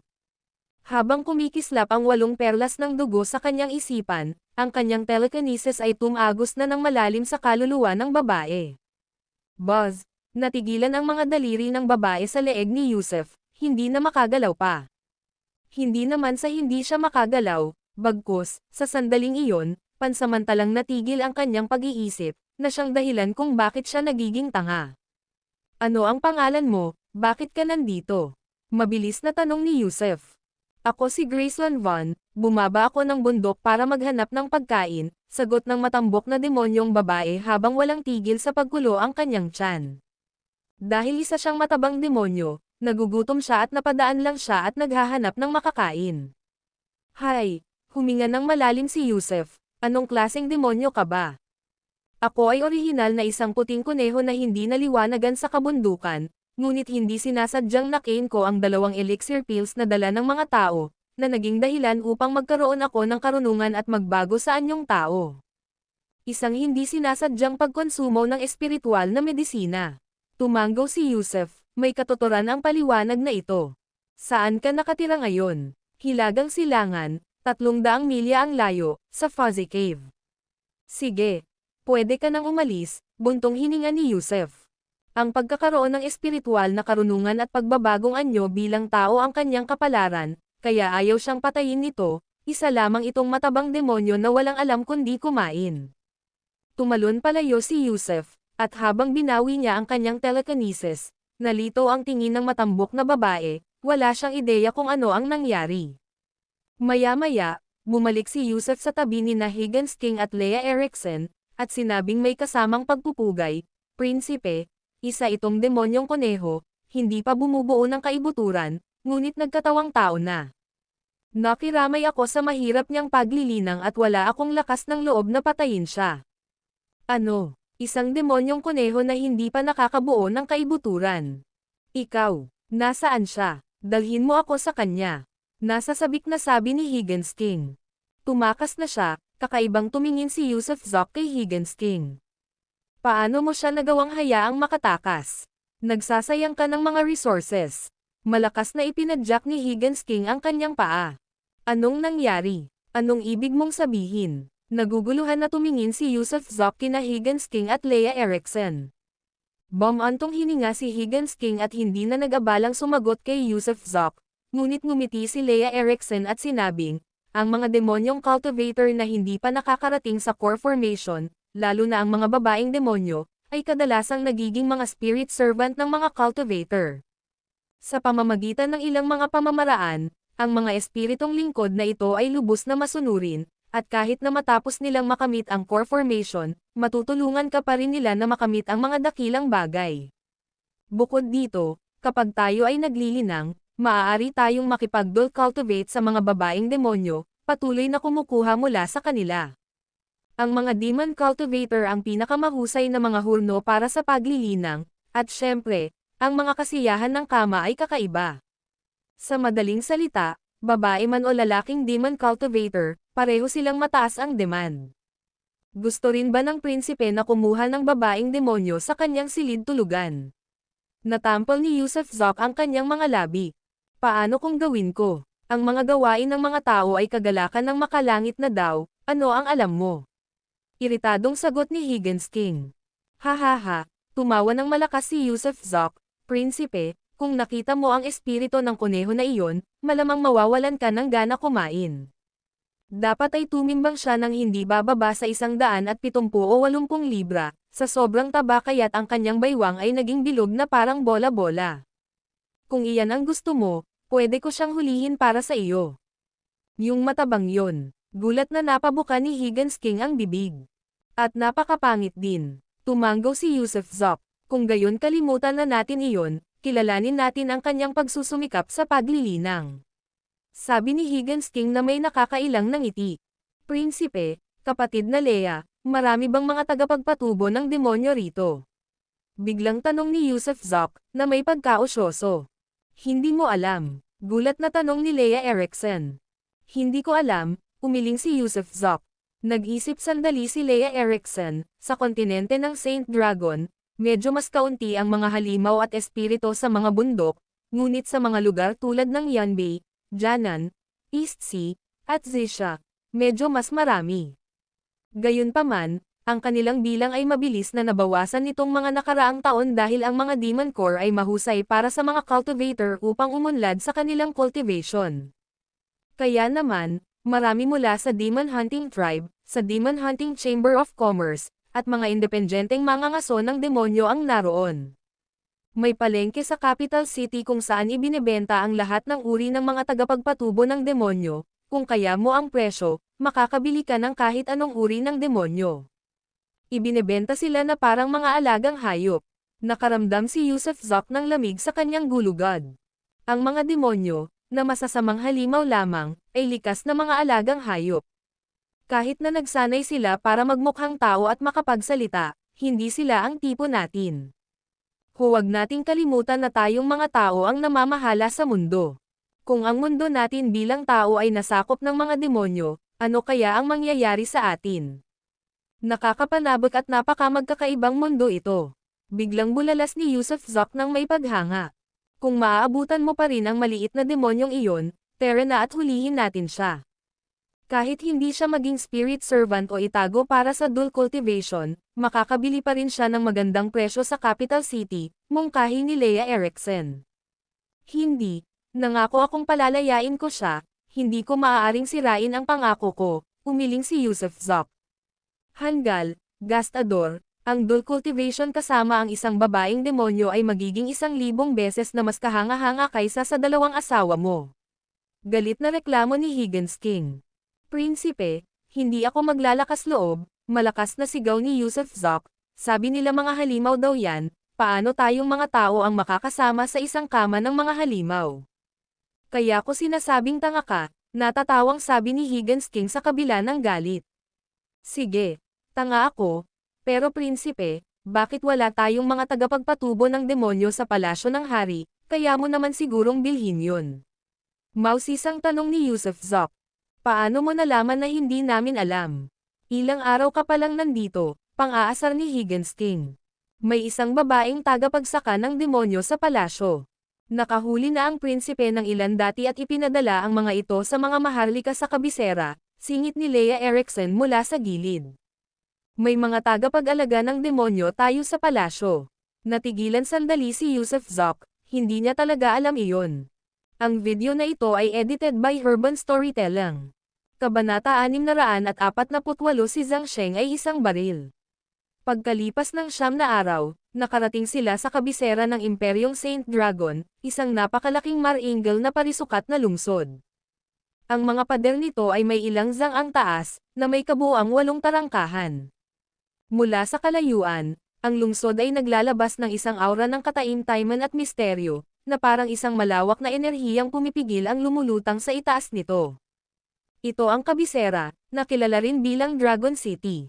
Ayon sa alamat, ang maharlikang pamilya ng Imperyong Saint Dragon ay tunay na may lahing dragon, at ang dragon ay sumisimbolo sa kataas-taasang kapangyarihan. Ang kabisera ay isang lugar na puno ng mga nakayukong tigre at mga nakatagong dragon, ang sentro ng muling pagkabuhay ng mundo. Hindi mabilang ang mga Panginoon, na walang katapusang umuusbong. Ang pinakamaunlad na lugar sa mundo ay ang kabisera rin. 19 na taon na akong nakatira rito, sabi ni Higgins King nang may bahid ng damdamin at paggalang. Siyempre, ang kanyang mga mata ay nagniningning din sa nag-aalab na pagnanais at ambisyon para sa pananakop. Gusto niyang umupo sa pinakasentro ng lungsod na ito, sa Dragon Chair, habang pinagmamasdan ang lahat ng nilalang. Nanatiling tahimik sina Yusuf Zok at Leia Eriksen, dahil pareho nilang alam ang ambisyon ni Higgins King. Sa pagbabalik na ito, natatakot ako na ang pag-alis muli ay magiging kasing hirap ng pag-akyat sa kalangitan. Bawiin ng kuya ko ang maharlika kong katayuan bago siya mamatay, walang pakialam na sabi ni Higgins King. Kung gayon, bakit pa kailangang mag-abala si Prince na bumalik? Sa border state, maaari mo sanang mapanatili ang isang hukbo at ang iyong impluwensya. Hintayin mo ang pagkamatay ng kapatid mo, saka ka maghihimagsik sa pagkukunwaring paglilinis ng korte at pagpuksa sa kataksilan. Paglilinis ng korte, pagpuksa sa pagtataksil. Haha, ang ganda ng 6 na salitang iyan, napakaganda talaga. Ang bait mo talaga, politiko. Tumawa ng malakas si Higgins King. Kapag namatay ang dating emperador at isang bagong batang emperador ang umupo sa trono, ilan sa mga nakatatandang courtier ang tiyak na mamamahala sa korte, kaya ang pag-aalsa sa paghihimagsik sa ilalim ng pagkukunwaring paglilinis ng korte at pagpuksa sa pagtataksil, ay tunay ngang isang mabuting dahilan. Nagsasalita lang ako ng walang katuturan. Nagkibit-balikat si Yusuf Zok. Hindi pa ba kayo nakakatikim ng baboy, at ngayon pa kayo nakakita ng baboy na tumakbo? Nabasa niya ang kasaysayan ng Ming, hindi ba't nagrebelde rin si Amir Perkins sa ilalim ng bandilang iyon? Ang kasalukuyang imperyong Saint Dragon ay lubos na kahawig ng unang bahagi ng dinastiyang Ming. Pero hindi tayo pwedeng hindi bumalik, hindi pa ito ang tamang panahon.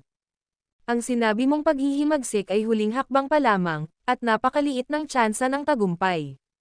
Kaya, kung posible ang isang mapayapang kudeta, bakit paggagamit ng digmaan? Ikinumpas ni Higgins King ang kanyang latigo, tayo na, nakabalik na ako. Natikom ni Yusuf Zok ang kanyang mga labi. Isang mapayapang kudeta. Talagang nagkaroon ng matinding delusyon si Higgins King. Maaaring isang prinsipe si Higgins King, ngunit tiyak na hindi lang basta-basta pinapaikot ng emperador ang kanyang mga hinlalaki. Sana hindi tanga si Higgins King, at sana ay may mga malalakas na galaw siyang kayang gawin. Tahimik na panalangin ni Yusuf Zok sa sarili. Nang marating nilang tatlo ang gate ng lungsod ng mabilis, direktang inihagis ni Leia Erickson ang isang ginintoang waist badge sa gwardya sa gate. Nang makita ang badge, nagulat ang gwardya at agad na lumuhad habang sinisigaw ang titulong hari ng mga Higgins. Sa loob ng lungsod, hindi dapat tumakbo sakay ng kabayo ang isa, ngunit ang buong lungsod ay bahagi ng nasasakupan ng pamilyang hari, at gayon din ang lungsod na ito. Kaya, sino ang maglalakas loob na questionin siyang nakasakay sa sarili niyang lungsod? Habang nagbubuga ng alikabok, ang tatlo ay mabilis na pumasok sa mga pintuang daan ng lungsod sakay ng kanilang mga kabayo. Isa ito sa 8 tarangkahan, ang North Gate, at ang kalye sa magkabilang panig ay puno ng iba't ibang tindero, abala sa aktibidad. Nakahilera ang mga tindahan sa kalye, nag-aalok ng lahat ng uri ng mga bagay tulad ng mga merienda, pawn shop, sastra, botika, at marami pang iba, sunod-sunod. Ito ay tunay na kasaganaan, na may partikular na malaking bilang ng mga tao sa mga lansangan. Ito ang sentro ng politika ng buong mainland at ang pinakamataong lugar, kaya ito ang pinakahihintay na lugar sa silong ng langit.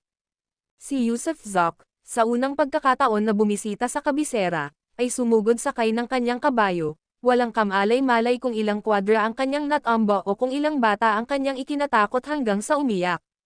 Sa madaling salita, dumating si Yusuf Zok rito na humaharurot at sumusugod ng diretsyo.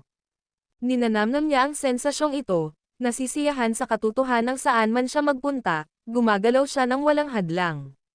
Sa isang interseksyon, lumiko pa kanan si Leia Erickson nang hindi sinasabi kung saan siya patungo, samantalang si Yusuf Zok ay nakatanggap ng isang piraso ng itim na tela. Inutusan siya ni Higgins King na takpan ang kanyang mukha. Hindi naintindihan ni Yusuf Zok ang dahilan ngunit sumunod siya, patuloy na sumunod kay Higgins King sa isang mabilis na biyahe hanggang sa marating nila ang isang tirahan pagkalipas ng kalahating oras, na may karatulang, Higgins King Royal Palace. Bagamat ipinatapon sa border state, mayroon pa ring ari-arian si Higgins King sa kabisera, na hindi na muling binawi ng emperador. Doon mananatili si Higgins King pagbalik niya sa lungsod. Gayunpaman, walang gaanong tao sa mansyon, tanging isang matandang lalaki at isang matandang dalaga lamang ang paylay. Sa labas, may mga royal guard na nakasuot ng baluti. Pagkababa ni Higgins King sa kanyang kabayo, agad na lumuhad ang commander ng mga gwardya, sinalubong si Higgins King at idineklara na sila ang mananagot sa kanyang kaligtasan sa kabisera. Pinagmasdan ni Yusuf Zok si Higgins King ng may malaking interes. Ang mga sundalong ito na nakabaluti ay malinaw na ipinadala ng emperador, hindi upang protektahan ang hari ng mga Higgins, kundi upang bantayan siya, sa ilalim ng pagkukunwaring proteksyon. Walang sino man ang maaaring magtalo kung hindi. Sige, hindi naman nagrebelde si Higgins King, at tila inaasahan na niya ito, kaya't diretsyong pumasok sa Royal Palace. Ang ari-arian ay kasing ganda ng inaasahan, na may 8 pasukan at 8 labasan. Tirahan ang looban, walang kasigla-sigla, ngunit ipinagmamalaki nito ang mararangyang dekorasyon at kahanga-hangang tanawin. Bumalik si Leia Erikson, nagulat na siya sa opisina ng pamilyang Maharlika. Dahil papasok na si Higgins King sa kabisera, kinakailangang magulat sa pamilyang Maharlika, na siyang magpapalam naman sa emperador. Ang mga tanggapan ng tinatawag na Royal Family ay nagsilbing legal department sa loob ng Royal Family, na nangangasiwa sa lahat ng kamag-anak ng Royal Family. Tutal, hindi naman kayang pamahalaan ng iba ang Royal Family, kaya kinailangan ng opisina na gawin iyon. Prinsipe, naihatid na ang sulat mo kay Mr. Liu sa pamamagitan ng isang tao, ngunit wala pang tugon mula sa loob. Isa pa, ilang araw na lang ang natitira para sa emperador ngayon. Kamakailan lamang ay tinipon ni Leo ang mga courtiers, ngunit 5 lamang ang nangakong magiging tapat. Ang iba ay walang pakialam, at walang anumang paggalaw mula sa Saint Dragon Pavilion. Gayunpaman, sinasabing nagkaroon ng ilang aksidente sa secular na mundo. Iniulat ni Leia Erikson ang lahat ng balitang nakalap niya kay Higgins King nang hindi itinatago ang anumang bagay kay Yusuf Zok. Nang marinig ni Yusuf Zok na binanggit ni Leia Erikson ang secular na mundo, hindi niya maiwasang maantig ng husto. Tunay nga, ang mga tao rito ay may secular na koneksyon sa mundo. Ang mga gawain ng secular na mundo ay para sa Saint Dragon Pavilion na asikasuhin, ngunit anong mga aksidente ang maaaring mangyari doon? Mausisang tanong ni Higgins King. Hindi ko alam, mahigpit ang kontrol ng mga balita, sagot ni Leia Erikson, habang umiiling. Kung gayon, patuloy na kontaken si Mr. Liu. Yusuf, tatalon ka sa kanlurang pader at alamin kung may balita sa kabisera, maging pamilyar ka sa mga kalye at eskinita ng lungsod. At tandaan, huwag mong hayaang makita ng mga gwardya sa labas ang mukha mo. Kailangan mong bumalik bago dumilim, may mahalagang gawain para sa iyo. Biglang tumigil si Higgins King at sinabing, "Kumusta ang iyong kaligtasan, prinsipe?" Tanong ni Yusuf Zok, habang nakatingin kay Higgins King. Walang nang ahas na umatake sa akin dito sa tahanan ito. Humayo ka, at saksihan mo ang masiglang kabisera. Ikinumpas ni Higgins King ang kanyang kamay. Naiintindihan ko. Tumanggaw si Yusuf Zok at saka tumalikod para umalis. Tila sinasadya siyang paalisan ni Higgins King, ngunit bagay naman sa kanya iyon. Pagkaalis ni Yusuf Zok, lumingon si Higgins King para tingnan ang likuran niya at sinabing, "Papuntahin ninyo siya para pumatay ng tao ngayong gabi." Tinaas ni Leia Erikson ang kanyang mga kilay, medyo naguguluhan sa balak ni Higgins King. May mga tao, dahil wala silang silbi sa akin, mas mabuti pang patayin na lang. Ibig bang patayin ng prinsipe ang mga mahahalagang taga-korte? Gulat na bulalas ni Leia Erikson. Hindi naman importante yung mga yon, Mr. Ibibigay sa iyo ni Leo ang listahan. Magiging magandang pagsubok din ito para kay Yusuf, sabi ni Higgins King. Naiintindihan ko, pero paano kung mapatay o mahuli siya? Nag-aalalang tanong ni Leia Erikson. Bahagyang ngumiti si Higgins King, kung gayon, ang dalawa niyang asawa ay ibibigay sa iyo. Ibubunyag niya tayo. Gulat na bulalas ni Leia Erikson. Hindi niya gagawin. Ang kanyang mga asawa ay nasa ating palasyo ng hari. Kung ibubunyag niya ako, mamamatay din ang mga asawa niya. Kaya, magaling siyang baril, at marahil ay magdadala siya sa atin ng hindi inaasahang panalo. May kumpiyansang sabi ni Higgins King. Ang video na ito ay edited by Urban Storytelling. Kabanata 649 sila ay mga tao. Tumalon si Yusuf Zok palabas sa kanlurang pader, at walang mga bantay ni Yulin sa labas ng pader, samantala, nagtaka rin si Yusuf Zok kung bakit ayaw makita ng hari ng mga Higgins ang mukha ng mga Yulin. Hindi rin siya magaling. Mura ni Yusuf Zok sa loob-loob niya. Ginagamit niya ang hari ng mga Higgins, pero hindi ba't ginagamit din siya ng hari ng mga Higgins? Kahit ang isang taong tulad ng hari ng mga Higgins ay malamang na hindi siya sineryoso, tinatrato lamang siya bilang isang mamamatay tao para sa pagpatay. Talagang walang tiwala sa kanya ang hari ng mga Higgins. Ito ay isang relasyon kung saan kinukuha ng bawat partido ang kanilang mga pangangailangan, at kung ang hari ng mga Higgins ay talagang magiging emperador balang araw, natakot si Yusuf Zok na isa siya sa mga unang pangkat ng mga taong gugustuhing patayin ng hari ng mga Higgins. Alam na alam ni Yusuf Zok na hindi mapagkakatiwalaan ang hari ng mga Higgins, ngunit ang kasalukuyan niyang lokasyon ay siya ring pinakamagandang lugar para manatili siya, at wala na siyang mahanap na ibang lugar na masangkop para sa kanya at sa dalawang babae kaysa sa hari ng mga Higgins. Gusto ng hari ng mga Higgins na lumabas siya at mangalap ng mga bagong impormasyon, pati na rin maging pamilyar sa mga lansangan ng kabisera. Kaya gagawin niya iyon. Pagkalabas niya ng Royal Palace, tinanggal niya ang kanyang maskara at lumiko sa ibang kalye. Di nagtagal, pumasok siya sa isang restaurant, batid na walang mas mainam na lugar para matuto ng mga bagong bagay kaysa sa isang restaurant, kung saan ang mga kumakain mula sa lahat ng lugar ay pumupunta upang kumain, at kung saan ang mga tao ay nag-uusap habang kumakain, kadalasan ay tungkol sa mga kawili-wiling bagay. May dala siyang gold coins at gold leaf, kaya hindi siya nag-alala tungkol sa pera, at agad siyang umorder ng 10 espesyal na putahe at isang tasa ng yellow wine. Marahil dahil ang lugar na ito ay hindi nagkukulang sa mga makalangit na materyales at mga kayamanan sa lupa, ang mga lutuin dito ay partikular na mabango. Nang may hain na ang isang punong mesa ng mga putahe, si Yusuf Zok, na kanina pa naghihintay ng may laway, ay buong kasabikan na nilantakan ang lahat. Sige, pare, mayroon bang mga masasayang lugar sa lungsod? Naglabas si Yusuf Zok ng isang ginto na barya at iniabot ito sa nagseserbisyo. Sir, tamang tao po ang tinanong ninyo. Ngumiti ng abutay nga ang server, dahil ang ibang mga customer ay puro pilak na barya lang ang ibinibigay nilang tip, pero ang customer na ito ay mga ginto na barya. Agad siyang tumango at yumoko, kung mahilig kang magsugal, dapat kang pumunta sa Eastern City Casino. Lahat ng uri ng sugal ay mayroon doon, kahit buhay ng tao ang isinugal nila. Kung gusto mong makahanap ng mga babae, sundan mo lang ang kalyeng ito patimog at pagkatapos ay pakanluran, at makakarating ka sa South Lake Park. Isa itong malaking parke, at puno ng mga bahay aliwan ang parke, makakahanap ka ng kahit sinong uri ng babae na gusto mo. Kung ayaw mo sa sugal o sa babae, dapat mahilig ka sa espada.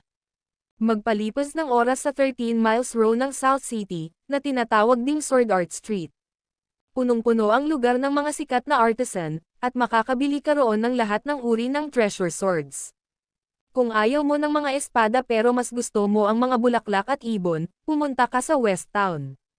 Mayroon silang flower, bird, fish street doon, at sa tabi mismo nito ay ang Antique Street. Kung hindi mo gusto ang alinman sa mga ito, ngunit may pera ka pang matitira, dapat kang pumunta sa timog kanluran ng lungsod. Doon mo makikita ang malalaking pawn shop at mga bahay subasta, pati na rin ang beast fighting arena at ang pamilihan ng kalakalan ng demon cultivator. Kung wala sa mga ito ang interesado ka, tumungo ka sa hilagang bahagi ng lungsod papuntang Inquiry Road. Doon, makikita mo ang maraming paaralan at mga martial arts hall na nakahanay, maging ang Saint Dragon Pavilion ay may recruitment office doon. Pero doon nagtitipon ang mga immortal, at puno ito ng matataas at makapangyarihang mga eksperto. Paano yan? Sapat na ba yun para sa iyo? Natatawang sabi ng server. Kunin mo na. Inihagis ni Yusuf Zok ang isa pang ginto sa nagseserbisyo, at itinuro rin ang mesa na puno ng mga pinggan, magkano? Sapat na ang 2 gintong barya. Itinaas ng tagapagsilbi ang isang daliri. Narito ang 3. Kukunin ko na itong tekor ng alak. Kumuha si Yusuf Zok ng malutong sa labas, malambot sa loob na inihaw na manok, kinuha ang tekor ng dilaw na alak, at diretsyong tumalon palabas ng bintana. Maging ligtas ka, nasabi na lang ng serbidor, halos hindi niya maisara ang bibig sa sobrang tuwa. Nagtungo si Yusuf Zok sa timog kanluran dahil gusto niyang makakita ng mga demonyo at makita kung anong uri ng mga demonyo ang nasa kalye ng pamilihan ng Demon Cultivator. Napakalaki ng kabisera, umalis siya sa restaurant bandang alas 8 o alas 9 ng umaga at narating lamang ang tinatawag na kalye ng Demon Cultivator pagsapit ng tanghali. Napakalawak ng kalye, may mga tindahan na nakahanay sa magkabilang gilid, at ang kalsada ay sementado ng mga asol na bato. Pagtingin ko sa loob, punong-puno ito ng aktibidad kasama ang mga martial artist na may dalang mga espada. Bukod dito, nakakita siya ng maraming espesyal na gawang malalaking kulungang bakal. May mga kulungang walang laman, pero may mga tao rin, hindi, mga demonyo. Ang ilang mga demonyo ay mabalahibo pa rin, Ang ilan ay hindi pa ganap na nag-ebolusyon, at ang ilan ay nag-ebolusyon na hanggang sa punto na buntot na lamang ang natitira at iba pa. Ang lahat ng mga demonyong ito ay hubad, na para bang upang mapadali ang mga manunood na husgahan ang kalidad ng kanilang balat at balahibo, at bawat demonyo ay may singsing na metal sa kanilang leeg. Ang singsing ay kumikinang ng husto at mahigpit na nakakandado, malinaw na isang espesyal na kwelyo para sa pagkontrol sa mga demon cultivator. Pumasok si Yusuf Zok at huminto sa harap ng isang hola, sinisilip ang isang halimaw sa loob na may balahibo pa rin ngunit may malatao na mukha. Walang buhay ang mga mata ng halimaw, nababalot ng aura ng kamatayan, puno ng kawalan ng pag-asa. Ginoo, interesado po ba kayo sa maliit na halimaw na ito? Kung gusto mo, pwede ko itong ibenta sa mas murang halaga. Isang lalaking nasa katanghaliang gulang na nakaberdeng kamiseta ang lumapit ng nakangiti, habang pinagsalikop ang mga kamay bilang pagbati kay Yusuf Zok. Masasabi ni Yusuf Zok na ang lalaking nakaberdeng kamiseta ay may cultivation level na big fetus breath. Anong klaseng halimaw ito? Hindi ko masabi. Tanong ni Yusuf Zok na may pagtataka. Isa itong demonyo sa tubig na naninirahan sa lupang amphibious na may magkahalong lahi. Hindi ako sigurado kung ano ang orihinal na anyo nito, pero halo-halo na ang mga lahi nito nitong mga nakaraang araw. Hindi pa ba nabubuo ang kaibuturan nito? Tanong ni Yusuf Zok, na may pagkauusisa pa rin.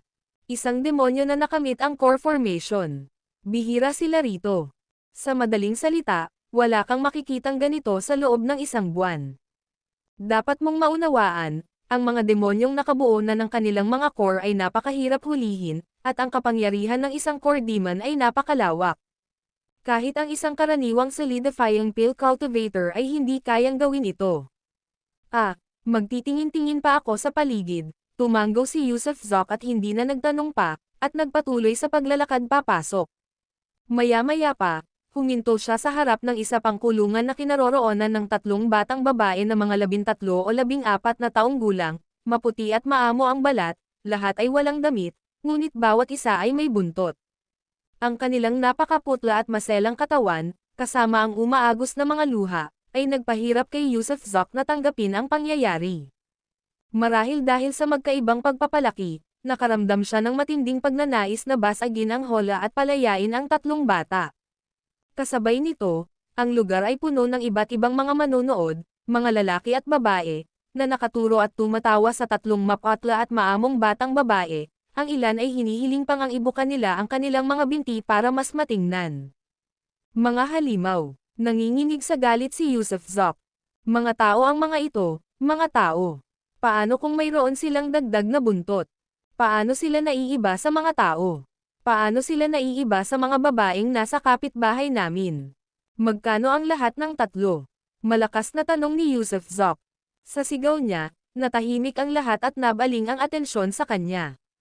Isa pang cultivator na nakaberdeng kamiseta, nakapantay din ng antas ng cultivation ng big fetus breath, ang lumapit ng nakangiti at sumagot, kung kukunin mo lahat ng iyan, bibigyan kita ng 10% na diskwento.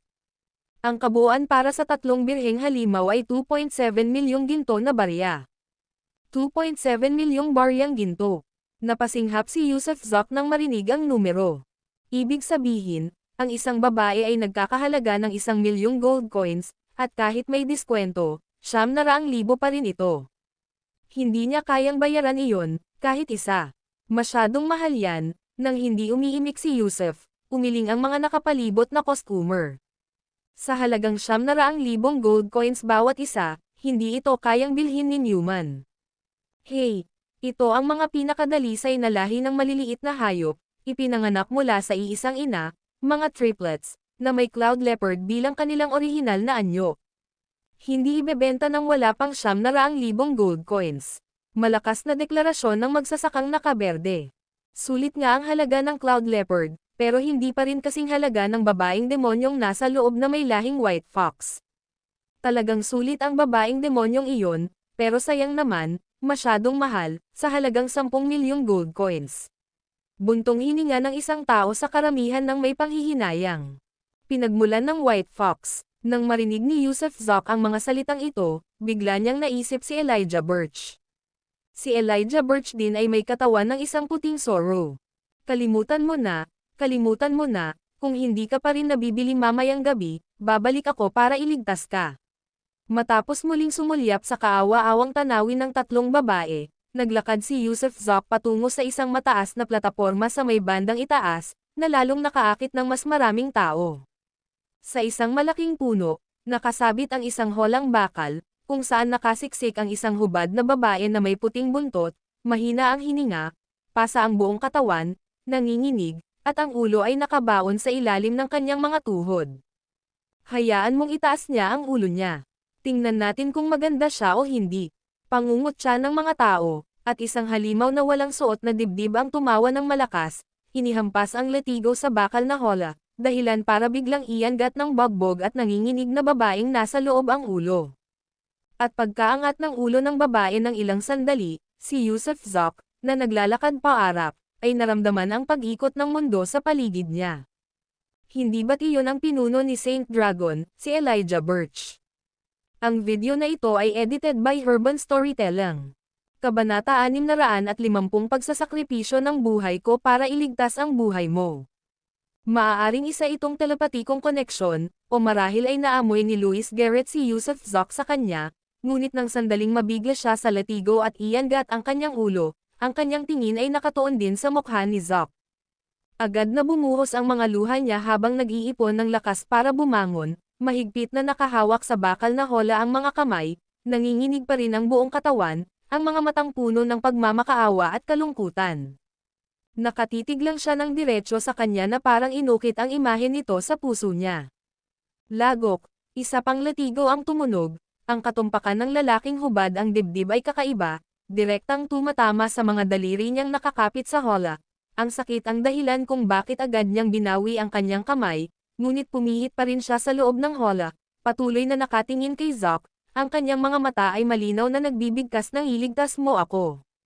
Bigla, naramdaman ni Zok na parang may buhangin na pumasok sa kanyang mga mata. Sa sandaling ito, tila namanhid ang kanyang mga glandula ng luha. Hindi niya alam kung ano ang nararamdaman niya, pero kahit ganoon ay patuloy pa rin ang pag-agos ng mga luha niya. Patuloy siyang sumulong, at habang ginagawa niya ito, patuloy na nagbabago ang itsura ni Elijah Birch sa hola, ang tingin nito ay nakatuon sa kanya sa buong oras.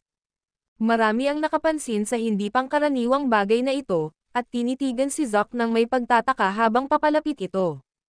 Pero dahil isa lamang menor de edad na practitioner si Zok sa antas ng Foundation Establishment, sinulyapan siya ng lahat ng isang beses at pagkatapos ay nawalan ng interes. Tingnan ninyo, lahat kayo, tingnan ninyo. Ang tunay na anyo ng isang white-tailed spirit fox, isang birhen na may purong yin na konstitusyon. Tingnan mo ang balat na ito, tingnan mo ang kaibig-ibig na mukha na ito ang maalamat na espiritu ng sorrow. Iuwi mo siya para sa dual cultivation, at mabilis kang uunlad, iuwi mo siya, at papasayahin ka niya ng husto na halos mamatay ka na.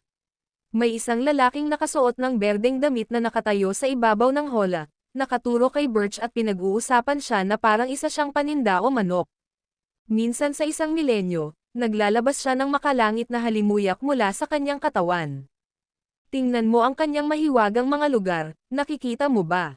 Kaya naman, hindi pa kasama ang mortal na kaharian, kahit ang mga nasa langit ay bihirang masaksihan ang ganitong tanawin. 10 milyong ginto, hindi mo pagsisisihan ang iyong binili, ni hindi ka malilinlang. At saka, kararating lang ng demonyong ito ngayon, ipapadala siya sa palengke bukas, ang panimulang presyo ay 10 milyon pa rin. Huwag mong sabihing hindi kita binalaan, maraming maharlika ang pupunta bukas, at dahil babalik ang mga prinsipe mula sa kung saan-saan, siguradong tataas ng pataas ang presyo. Kaya, kung gusto mong magbid, bilasin mo. Kailangan namin ng pera, kung hindi, hintayin mo na lang bukas. Haha. Ibuka mo ang mga binti niya para makita namin, tingnan mo ang kalidad. Muling hamampas ang lalaking hubad ang dibdib, sabay hampas sa bakal na hola. Napaiyak na lang si Birch, habang napakagat sa labi. Sa mundong ito, ang mga demonyo ay mga halimaw lamang, mga laruan na maaaring paglaruan, kainin ng mga tao, hindi lamang kinakain ang kanilang mga gamot kundi pati na rin ang kanilang laman, at sinisiping sila. Sila ang pinakakasuklam-suklam na mga demonyo, hindi karapat-dapat sa anumang simpatiya, mga halimaw na hindi kinikilala ng mga tao. Pero, mga tao naman sila, hindi ba? Ang kaibahan lang ay hindi nag-ebolusyon ang mga buntot nila. Mayroon silang katawang tao, puso, kakayahang magsalita, katalinuhan kung minsan ay mas dakila pa kaysa sa mga tao. Sila ay may mga talento, kasanayan, etika, estetika, at moralidad. Ngunit dito, tinatrato sila ng mga tao hindi bilang kapwa-tao kundi bilang mga nilalang na mas mababa pa sa mga hayop. Tumingin siya kay Zack, umaasang bibilhin siya nito, ililigtas, o, kung hindi man lang siya binili o iniligtas, papatayin man lang siya nito. Tunay niyang hinanggad ang buhay ngunit pinagkaaitan siya ng ginhawa ng kamatayan. Itinulak ni Zack ang daan papunta sa pinakaharap, sa ilalim mismo ng hola. Patayin mo ako, patayin mo ako, patayin mo ako. Tumingin siya ng diretso kay Zack na parang baliw, walang tigil sa pagsabi ng patayin mo ako. Hindi sumagot si Zack, pero pagkatapos ng malalim na tingin, bigla niyang hinubad ang kanyang roba at inihagis ito ng buong lakas. Kasabay ng isang kalabog, umalangaw-ngaw ang tunog ng latigo, at ang kanyang damit ay nagkapira-piraso. Mahal na panauhin, kung bibilhin mo siya, maghandog ka ng 10 milyong ginto. Kung wala kang balak bumili, sayang ang kabaitan mo. Ang babaeng ito ay may pusong parang ulupong, tiyak na nabighani ka sa kanyang kagandahan ngayon lang. Nang mahuli namin siya, napatay niya ang marami sa aming mga tauhan.